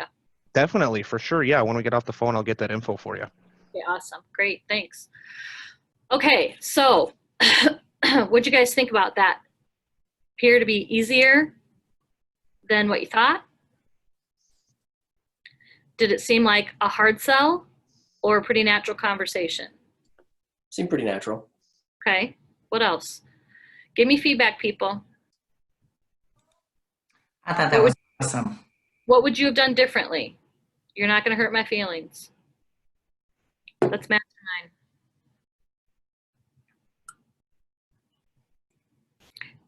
Nothing really. I didn't notice anything that was out of Okay. ordinary. All right. Probably, first of all, Chris, thank you. I put you on the spot. You rolled with the punches beautifully. I should have prepped him to maybe throw a few more objections out at me, just so that you guys can kind of, see what that looks like and how that goes. But by and large, guys, here's the deal. People who know you, like you, trust you, they want to support you and your business. And so I always say start there first. Start with your sphere. Start with the people who know, like, and trust you. It could be another script that I really like is I'll say, and oh, by the way, guys, I'm your coach. Your team leader is your coach. Anyone could be your coach. Hey, Pick, it's Erin. How you doing? Good, how are you? I'm good. Hey, you know what? I'm calling you with regard to business today, and I'm not going to take up too much of your time. I'm going to be really quick. I have this coach that I hired, and she's tough on me. And we're looking at 2021, and I just set my goals for 2021, and I'm committed to helping 25 families with a piece of real estate, whether they're looking to sell or they're looking to buy. And I'm just wondering if I could get your help in that, Pick. Most definitely. Okay, awesome. Thank you for taking the time to think about that. So along those lines, I'm reaching out to see if you have recently thought about, I know that you're renting, and I remember one of your goals was to, purchase your first home. I'm just wondering where you're at in correlation with that. Is that something that you're maybe looking to do in 2021? Yes, I I am actually. Okay, that's amazing. What I would love to do is see if you've got some time on your calendar to come in next week so that maybe we can sit down and kind of put a strategy and plan in place to help you achieve your goal by the date that you're hoping to achieve it. Is that something that you would find helpful? Yes, I would love to. Okay. So I want to stop and pause for a second there. We want to be asking those open-ended questions such as, do you think that would be helpful? And I want you to stop and think about, what if I would have asked her, does that work for you? Is that something that's easier for her to say no to? Versus, would that be helpful? Is that something that's a little bit more difficult to say no to? Yeah. Right? So make sure that you're forming your questions in that manner. And guys, it might sound like it's rolling off my tongue pretty easily, but it hasn't always been that way. This is years of practice. And what I do, we have 5 minutes left. This is killing me because we're getting into the good stuff. And if you guys have to jump off at 4 and I'm still going, feel free to do so. But there are scripts in here that I want you to practice. Find somebody at home, partner up with someone at the office, and just role play these. I'm going to bend the rules a little bit and say that Diana Koko's going to say, take our scripts and use them exactly the way they're written. We've spent thousands of dollars with professionals who have written these scripts for us and don't change them. Try it. See how it feels to you. I'm just going to be honest with you. I usually take a script that sounds somewhat like me, and I'll typically change a few things around to make it sound more like me. And that's probably due to my lack of practice. If I just practiced exactly the way they were written, I'd probably feel better about them. But that's what helped me get over the hump of, oh my gosh, I don't want to sound scripted. I don't want to sound like a robot when I call people. I don't want to sound disingenuous.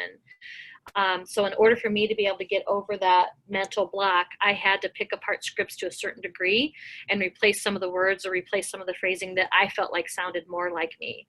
And then I would just practice them. And sometimes I was really bad, and sometimes I was just average. And now with certain scripts, I can hit it out of the park every single time. I know just about every objection that's going to come my way.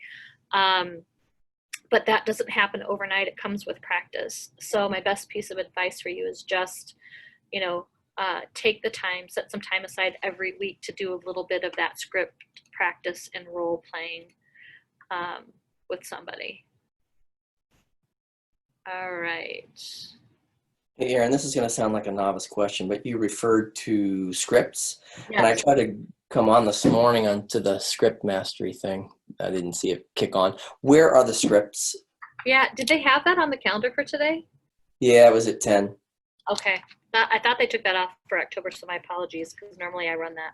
We weren't getting a great attendance to it.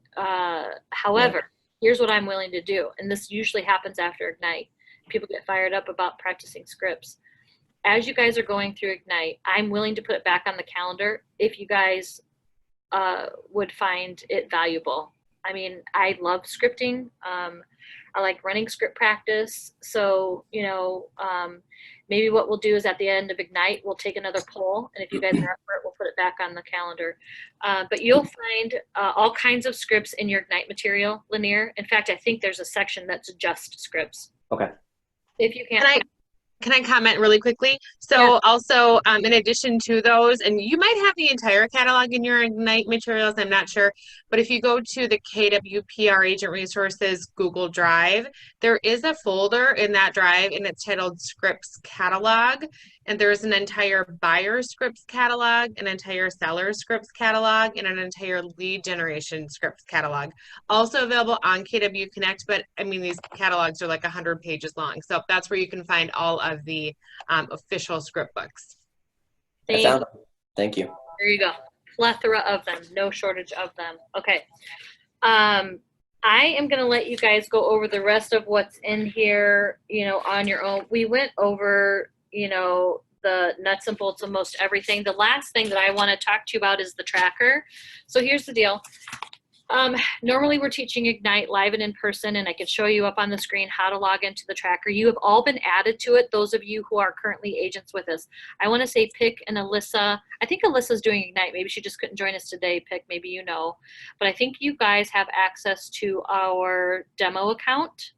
I'm not sure if you can access the tracker or not. But if you go into My KW,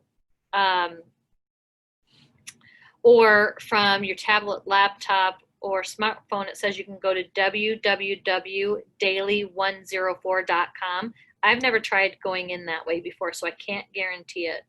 You can try that, or go into My KW, go to the Education tab.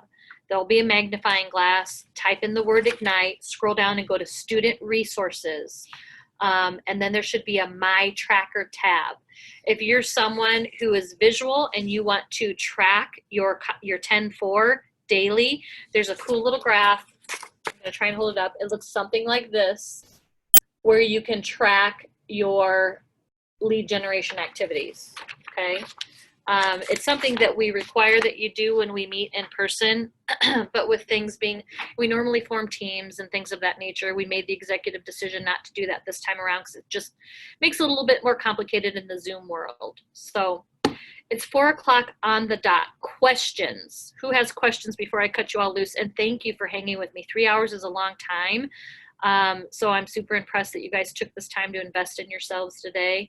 And I can't tell you how excited I am to see you guys reap the benefits of finishing out all 12 sessions of Ignite and what your start to 2021 is going to look like. Few ahas. Give me a few ahas before I let you all go. Give me one aha from everybody. It could be anything we talked about. My aha. Where are they? Mine was lead generation is key. Plan your work and work your plan. Okay, I like it. Short and sweet. What else? Your conversation with Chris. The conversation with Chris? Oh, that was pretty inspiring. I want to get there. Yay! It doesn't take much practice. You will. You'll get there. We'll set some time. We'll set some time aside and practice. Pick. Who else? I think mine is just knowing that I need to get over feeling like I need to have everything down before I really get started in this business. I'm giving you that permission to release that today, Lisa. That's what I really need to spend some time reflecting on and kind of ingraining in my mind and talking my husband into. Well, let us know how we can help you with that. Okay, thank you. Don't let that be the one thing that gets in your way. Yeah. What else we got? Who haven't I heard from? Chris needs to make sure he schedules lead gen time every day on a calendar so I don't find a reason to not do it. Yes, Chris, you do. And we didn't talk a whole lot about time blocking, guys, but time block your calendar. But here's the thing. You can have the most beautiful looking time block calendar, but if you're not protecting it fiercely, it does you no good. So here's a script I used to tell my family when I got into real estate. Your lack of preparation is not my emergency. If you fail to tell me about something that needs to get done, or a place that you need mom to be, or this or that or the other, and it interferes with my time block schedule, your lack of preparation is not my emergency. I'm sorry. I had to be tough mom sometimes when the kids needed stuff and they didn't give me enough notice. So create that schedule, time block that schedule, but it's not going to do you any good unless you protect it fiercely. What else? Yeah, just that don't get caught up not doing the lead gen. If you have leads already going on and purchase agreements going out, still be lead genning even through the. Thank you for picking up on that, Nick. If there's one thing you take away from me today, hope you guys remember that, because it's hard. It's hard to remind yourself to keep up with the lead generation when you get busy and start transacting. Who else? Who haven't I heard from yet? I'm going to find you. I'm looking. Melanie, you still with us? Yeah, I'm here. Okay, what's your I think